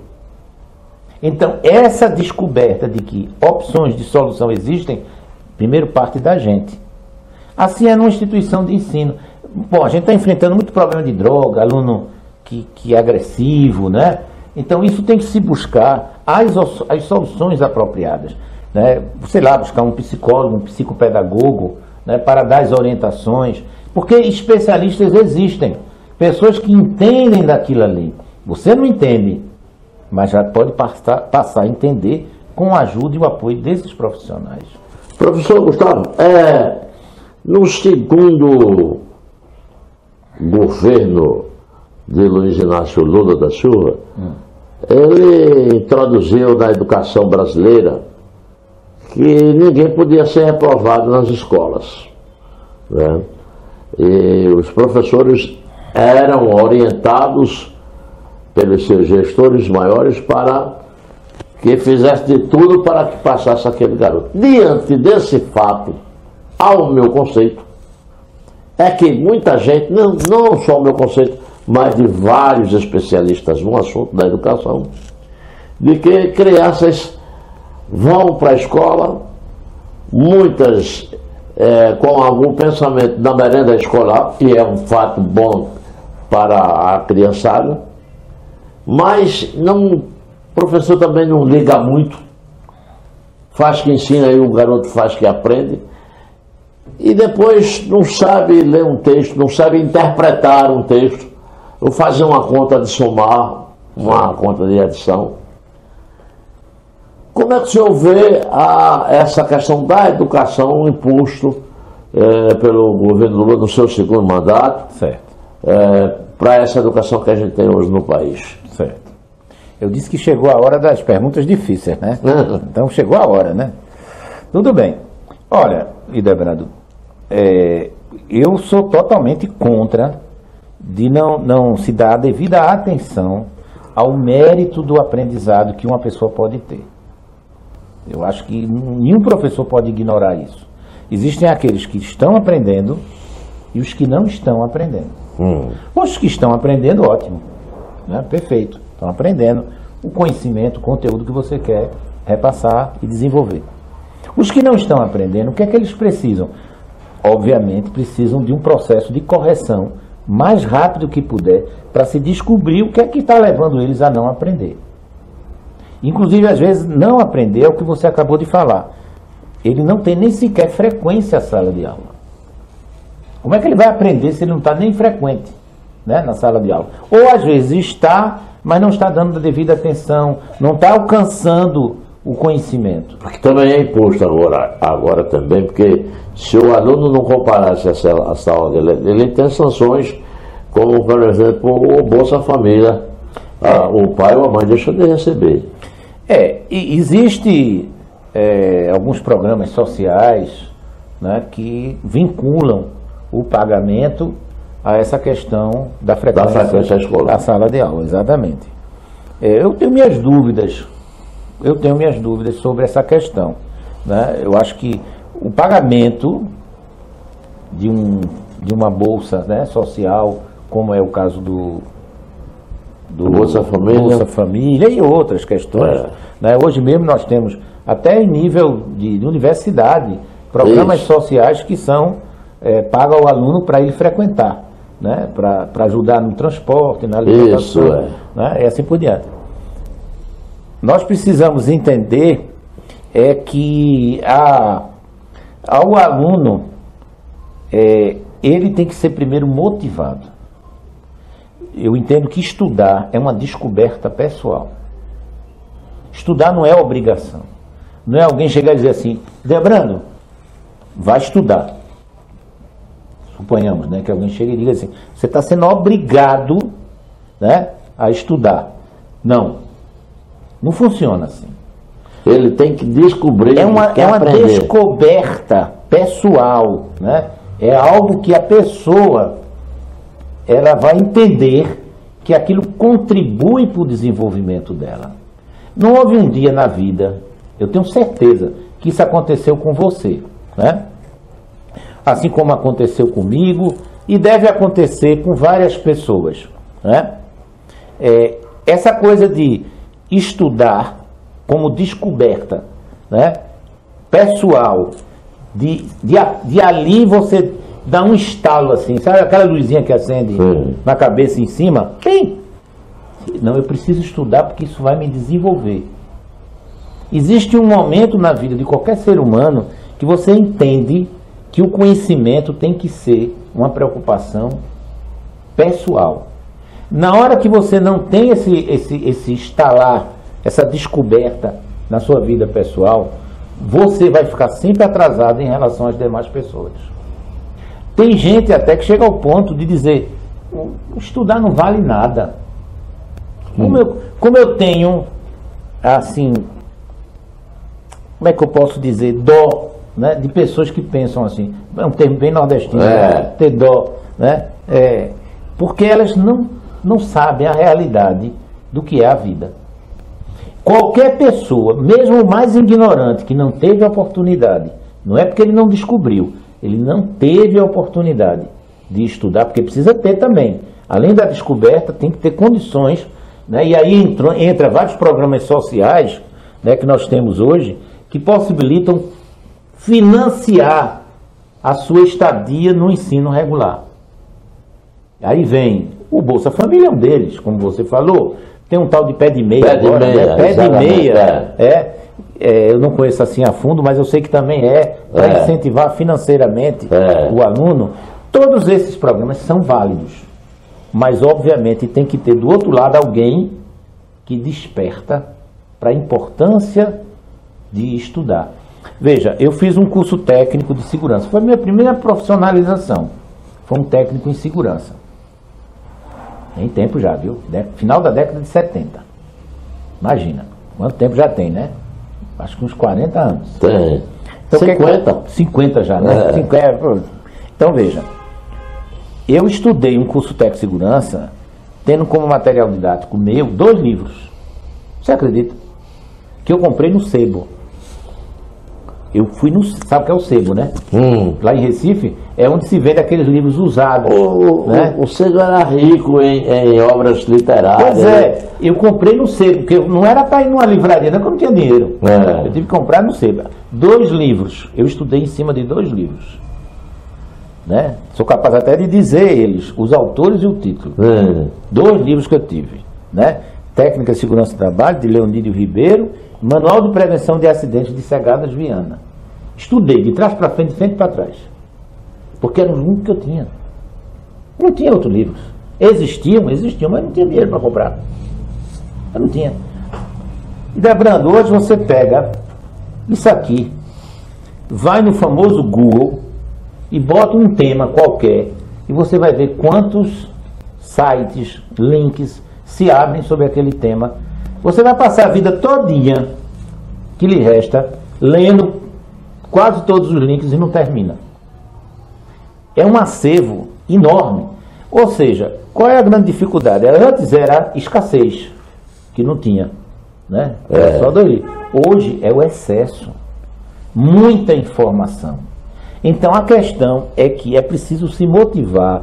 Você precisa descobrir isso dentro de você. Esse foi o seu primeiro curso técnico, hein? Curso técnico, exatamente. Com muito orgulho, viu? Pois não. No meu currículo, a minha vida profissional começou por isso gera uma pergunta também. Mas eu queria só terminar a pergunta que você fez, que eu ainda não concluí. Né? Então, se o que eu estou dizendo é verdade, eu não quero ser absoluto no que eu digo. Tudo meu é presunção de verdade. Eu tenho que sempre testar. Né? Mas eu acho que essa descoberta, ninguém ensina para alguém como é que se faz. É algo que vem de dentro de você. É uma necessidade que você vai sentir de procurar o conhecimento. Ciência, muita gente coloca como uma coisa para poucos, né? Não, ciência é estudar. Estudar o que você quiser, se apoderar do que nós temos ali, do que já está registrado como conhecimento. Isso é uma descoberta. E como vale a pena para o desenvolvimento de uma pessoa. Professor, eu conheço uma autoridade municipal que ele não estudou. Então ele aprendeu o ofício de ser pedreiro. Sim. E até mestre de obra, mesmo sem ler, ele fazia. Certo. E por um acidente, ele foi pensado para disputar uma prefeitura. Sim. O nosso presidente atual, me desculpe, eu não sou nem a favor nem contra, não quero colocar isso, mas o nosso presidente hoje, o diploma maior que ele tem é de torneiro mecânico do Senai.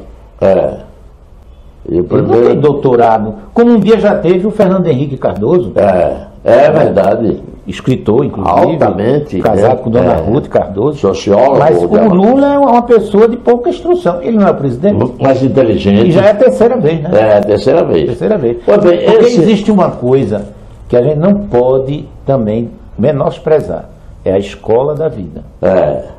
Ela ensina. Essa é a maior universidade. Ela ensina. Você sabendo cursá-la adequadamente, estando atento ao que ela ensina, ela é muito importante. Nosso presidente, o senhor acabou de citar, já passou, depois disso que ele fez, que ele foi presidente, passou a estudar particularmente, a aprender isso que aí chamava lá.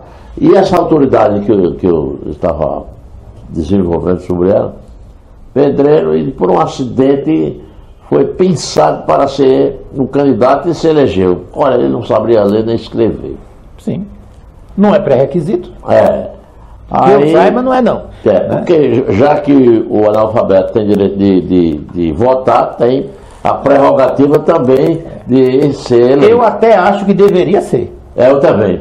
Eu concordo com essa sua teoria. Eu até acho que deveria ser. Tem cargos públicos eletivos que você deveria ter, no mínimo, um certo nível de instrução. Porque eu também concordo com o senhor. Por exemplo, um parlamentar que se elege, que vai para uma Câmara de Vereadores ou para uma Assembleia Legislativa, ele tem que saber o que é que está fazendo ali, o que é que ele está votando, se é a favor dele ou contra ele. Porque tem que discernir das coisas. Sim. Então essa autoridade... Se a escola não é importante, por que ela existe? Se a formação profissional não é importante, por que a gente cobra tanto das pessoas isso? Então esse candidato foi eleito, prefeito e tal. Aí sentiu na pele a necessidade de saber ler, para saber o que é que estava assinando ali. Chegava um secretário assim, mas o que é isso? Tudo ele tinha perguntado, tudo tem que perguntar. Isso é assim, assim. Ele aprendeu a assinar qualquer coisa, mas aí ele foi fazer um curso.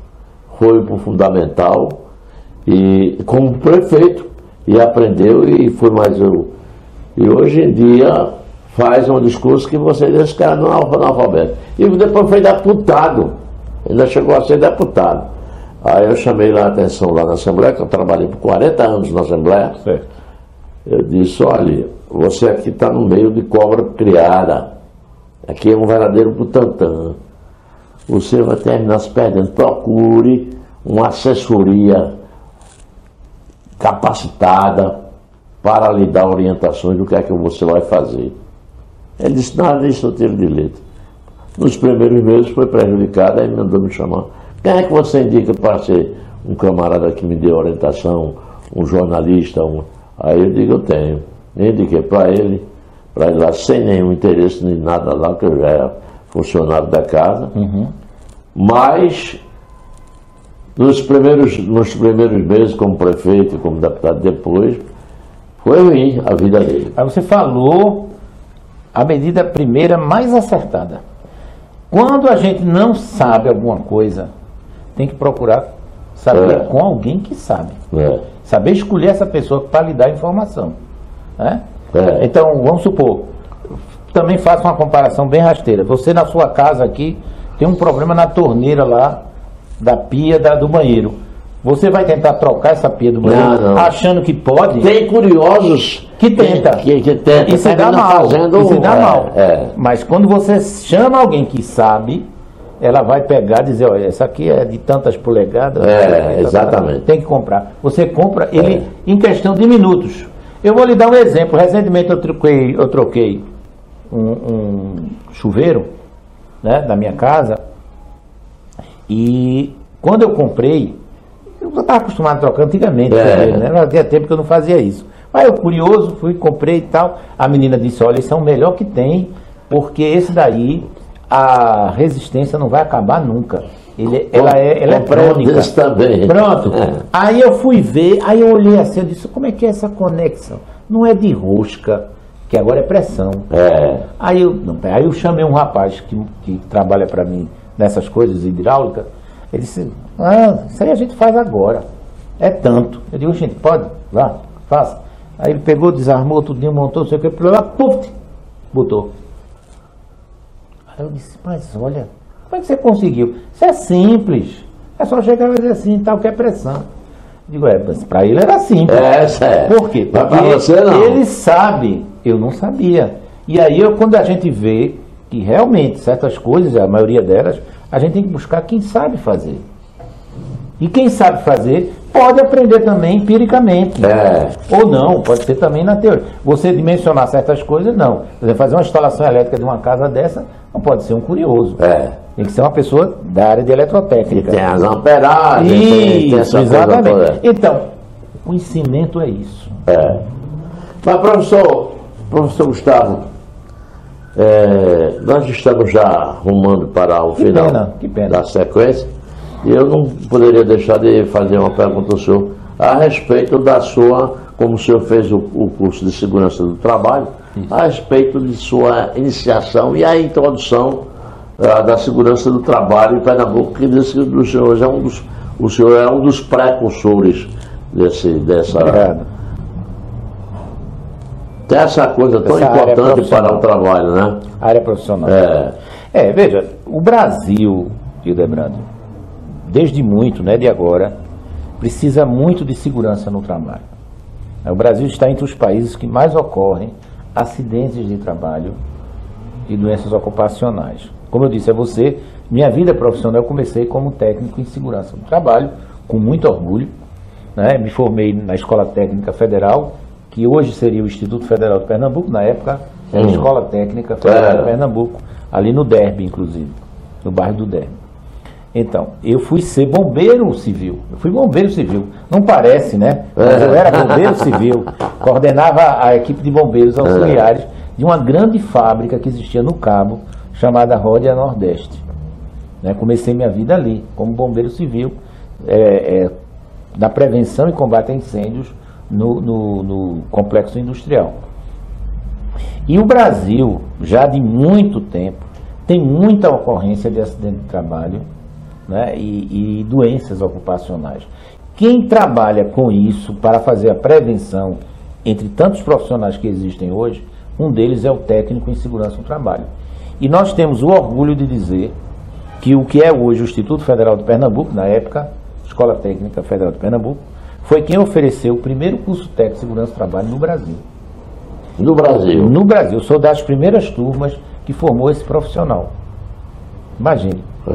Então, isso deve ser motivo de orgulho. Não tem dúvida. Porque hoje quase todo o Brasil forma técnicos em segurança do trabalho.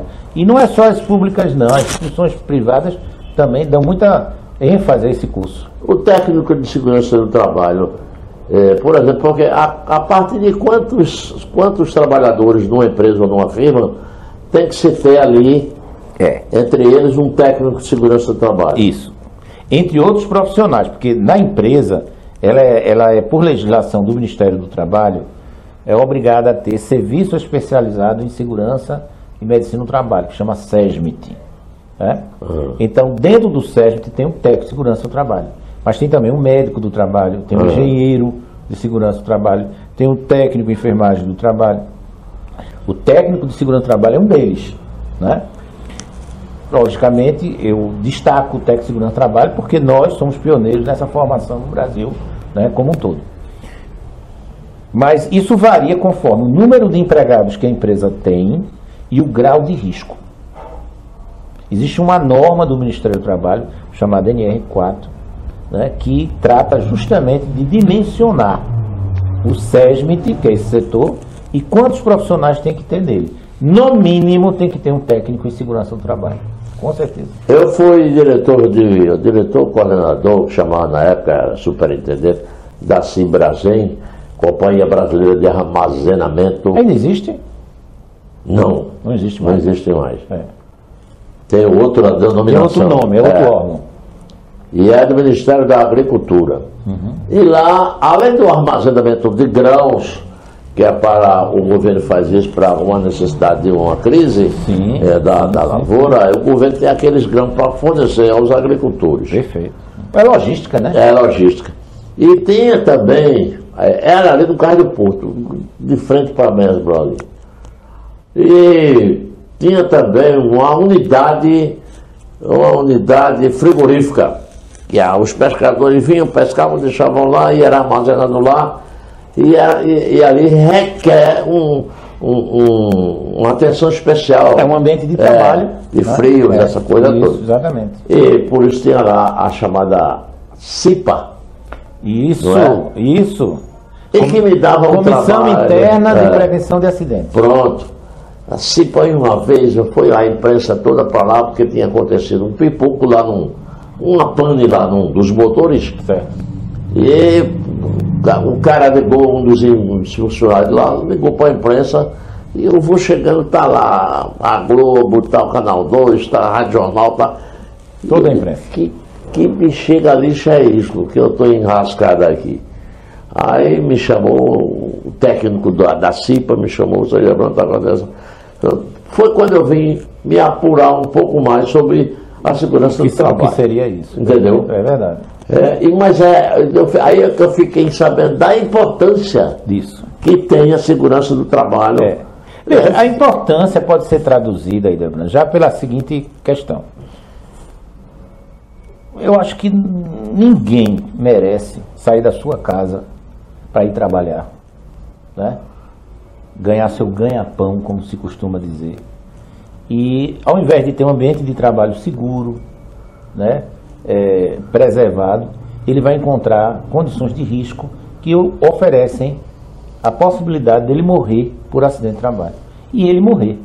E não voltar mais nunca para o seu seio familiar, porque ele morreu num acidente de trabalho. Eu acho isso uma grande tragédia, né, numa família, na vida de uma pessoa. Por exemplo, essa semana nós tivemos um caso aqui no Hospital da Restauração. Um trabalhador que estava em manutenção de um elevador, e eu não sei detalhes, obviamente, o que eu só sei é que ele caiu no fosso do elevador e morreu. Morreu. E olha que ele estava no Hospital da Restauração, um ambiente de emergência, né? A maior emergência da América Exatamente. Latina. Assim mesmo, ele foi socorrido, mas não resistiu aos ferimentos. Olha que fatalidade. Imagine, eu não sei se eu chamaria isso fatalidade, né? de fatalidade. Porque para mim esse acidente poderia ter sido evitado. Se certas condições de protocolos de segurança fossem seguidas, e existem normas para isso, tivessem sido observadas, sem dúvida nenhuma. Então, o papel que o técnico de segurança do trabalho e todos os demais que compõem o SESMIT e também a CIPA, que auxilia, que você falou muito bem, a CIPA é a Comissão Interna de Prevenção de Acidentes, que toda empresa tem que ter também, variando a composição dessa CIPA, de acordo com o grau de risco e o número de empregados, né? Então, promovam a prevenção de acidentes. E não só dos acidentes, tem as doenças também. O quê? As doenças. Ah, sim. As doenças relacionadas ao trabalho. Que podem ser geradas ali dentro do ambiente. E são geradas pelo ambiente de trabalho agressivo. E tem que ter preocupação de fazer a prevenção também. Então imagine a importância desse profissional dentro de um ambiente de trabalho. É muito grande. É muito grande. Então todos aqueles que estão envolvidos com um trabalho, seja de qual for, porque todo trabalho tem risco, tem que ter essa preocupação. É verdade. E o profissional habilitado para dar essas orientações é o técnico de segurança, junto com outros também, o engenheiro de segurança, o médico de trabalho, o técnico de enfermagem, que devem trabalhar para isso. E nesse ponto, o Brasil já evoluiu muito na formação desses profissionais. Que bom. Muito. Que bom. Hoje nós temos várias instituições que qualificam essas pessoas e que são excelentes profissionais. O mercado é muito grande, é muito amplo, né, em relação a contratar esses profissionais, tá certo? E eu acho que cada vez tende a ser melhor, né? Cada vez a gente vai observando o despertar que a própria sociedade vai tendo sobre isso. Olha aqui hoje eu no seu programa falando sobre isso. Isso é muito saudável. Isso é muito importante. Parabéns a você. Parabéns para o senhor com essa sua capacidade de agregar e de armazenar todo esse conhecimento. Obrigado. 40 anos em sala de aulas e essa capacidade de ser tão fluente, e deve ter muitos alunos seus orgulhosos de ter participado de sua sala de aula, dos seus ensinamentos. Porque ensinar, minha gente, é preciso ter paciência, é preciso ter, inclusive, sapiência para saber traduzir aquilo que você sabe. Às vezes a pessoa sabe de uma coisa e não sabe interpretar para quem tem. É preciso que seja, tenha uma linguagem, uma acessibilidade para que o aluno aceite aquilo e receba aquilo como ensinamento para o futuro dele. Essa é a grande questão, é essa. Professor, eu só queria aproveitar essa sua fala, né, e diante de, lógico, que eu agradeço o seu elogio, né, suas palavras, mas de estender a todos esses professores, né, que nós temos aqui no nosso país. Porque muitas vezes a gente sempre fala, não, professor é uma profissão, isso, muito importante e tal, mas às vezes são tão esquecidos. É verdade. São tão esquecidos. Como professor, eu não posso deixar de dar aqui a oportunidade, né, de falar, de que não esqueçam dos seus professores e dos professores dos seus filhos. É lógico, existem professores e professores, mas os verdadeiros professores, né, que esse país tem. Eu, por exemplo, fui professor da rede federal, fui um privilegiado. Né? Fui um privilegiado, porque na estrutura que a gente tem, né, de educação pública, federal é a que está bem situada. O estadual e o municipal fica muito a dever, mas são professores também. Mas a profissão de professor, eu considero como vocação, um sacerdócio. Faz daquela sua vida, como um padre exerce a sua função de filho de Cristo, de ensinar o bem e tal. O professor tem essa mesma função, de levar os seus alunos para o caminho do bem. Que bom. Professor, um abraço, muito obrigado por ter vindo. Eu fico muito feliz e gratificado com a sua presença assim, enriquece muito isso aqui. Hoje foi uma aula para muita gente, a sua presença no nosso programa. Eu que agradeço, com certeza, eu que agradeço a você. E fique certo de uma coisa, eu gostei muito do senhor e faremos contato para uma nova conversa em breve. Tá certo? Com certeza, eu vou estar presente. Obrigado, professor. Se vivo estiver, estarei sim. Tá bom. Eu volto daqui a pouco para dar continuidade ao nosso programa. Volto já.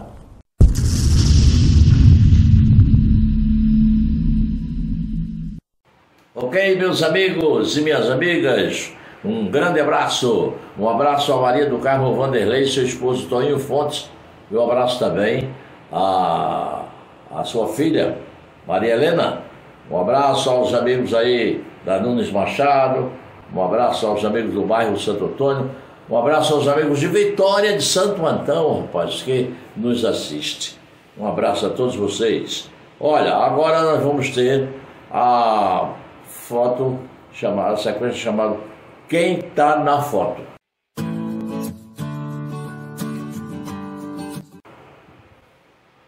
Olha aí, quem está na foto hoje é este amigo de vocês e o saudoso compositor, cantor e sanfoneiro Dominguinhos. Eu e Dominguinhos na foto, nascido em 1941 e morto no ano de 2013. Foi enterrado no cemitério, na Parque das Flores, não, aquele ali é de Paulista, como ele é, aquele cemitério de Paulista, Morada da Paz.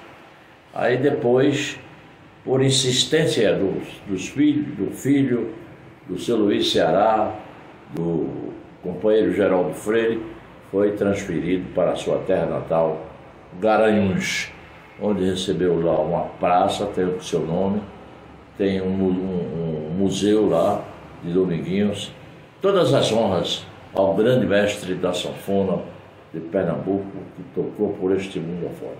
Aí na foto comigo, eu e o mestre Dominguinhos.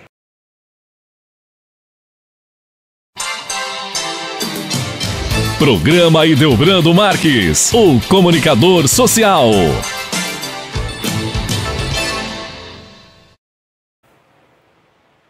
Muito bem, gente amiga, um grande abraço aqui, seguindo com o programa Hildebrando Marques, do blog Hildebrando Marques. Não se esqueça, você meu amigo, você minha amiga, não se esqueça de se inscrever no programa. Acesse o canal do YouTube, inscreva-se e ative as notificações clicando no sininho. Programa Hildebrando Marques, o blog Hildebrando Marques, ok? Eu vou ficar muito satisfeito se você fizer isso, que aí demonstra também a nossa audiência por vocês e que nos ajuda. Agora, meus amigos, a sequência Mosaico Cultural. Vamos assistir. Mosaico Cultural, a hora e a vez de nossa cultura nordestina.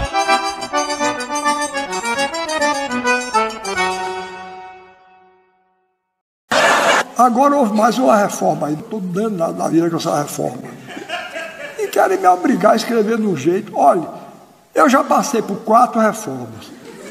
4 reformas da língua portuguesa. Isso é um absurdo. O francês só teve uma reforma no século XVIII. E pronto, acabou, não faz mais. Eu só já passei por 4. E eu até aceitei, eu era professor de português, era forçado a aceitar. Até que um dia eu me rebelei.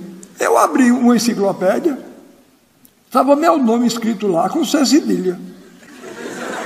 Fui procurar Aurélio, que era um dos autores principais da reforma, Aurélio Buarque. Eu digo, Aurélio, que negócio é esse, rapaz? Ele disse, não, é porque o seu nome é indígena e os nomes indígenas se escrevem com C cedilha. Eu digo, quem decidiu isso? Os índios não tinham nem língua escrita, como é que você sabe? Que quando ele disse Suassuna era com C cedilha e não com 2 S. Não, não senhor, meu nome é um patrimônio, estava o meu nome e o do meu pai. Todos 2 lá com C cedilha. Suassuna com C cedilha parece marca de cobra. Não parece, né? Jararaca, Cascavel, Suassuna.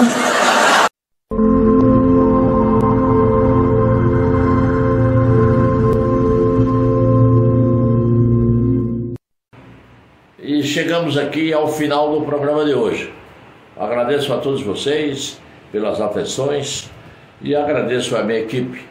Agradeço aos companheiros, aos advogados Ney Araújo e Pedro Paulo. Ramos Silva, mais uma vez, não pôde participar, porque está saindo de uma virose que pegou e não teve possibilidade, mas está ficando bom. Vai voltar, eu acho que no próximo programa já estará com a gente. Agradeço a produtora desse programa, que é Paula Caíque, radialista e jornalista, e que faz todo esse trabalho de gravação, de edição, de convidar as personalidades que vêm para esse programa, os políticos, os empresários. É Paula Caíque que faz todo esse trabalho. Obrigado a todos vocês, um grande abraço e até o próximo programa.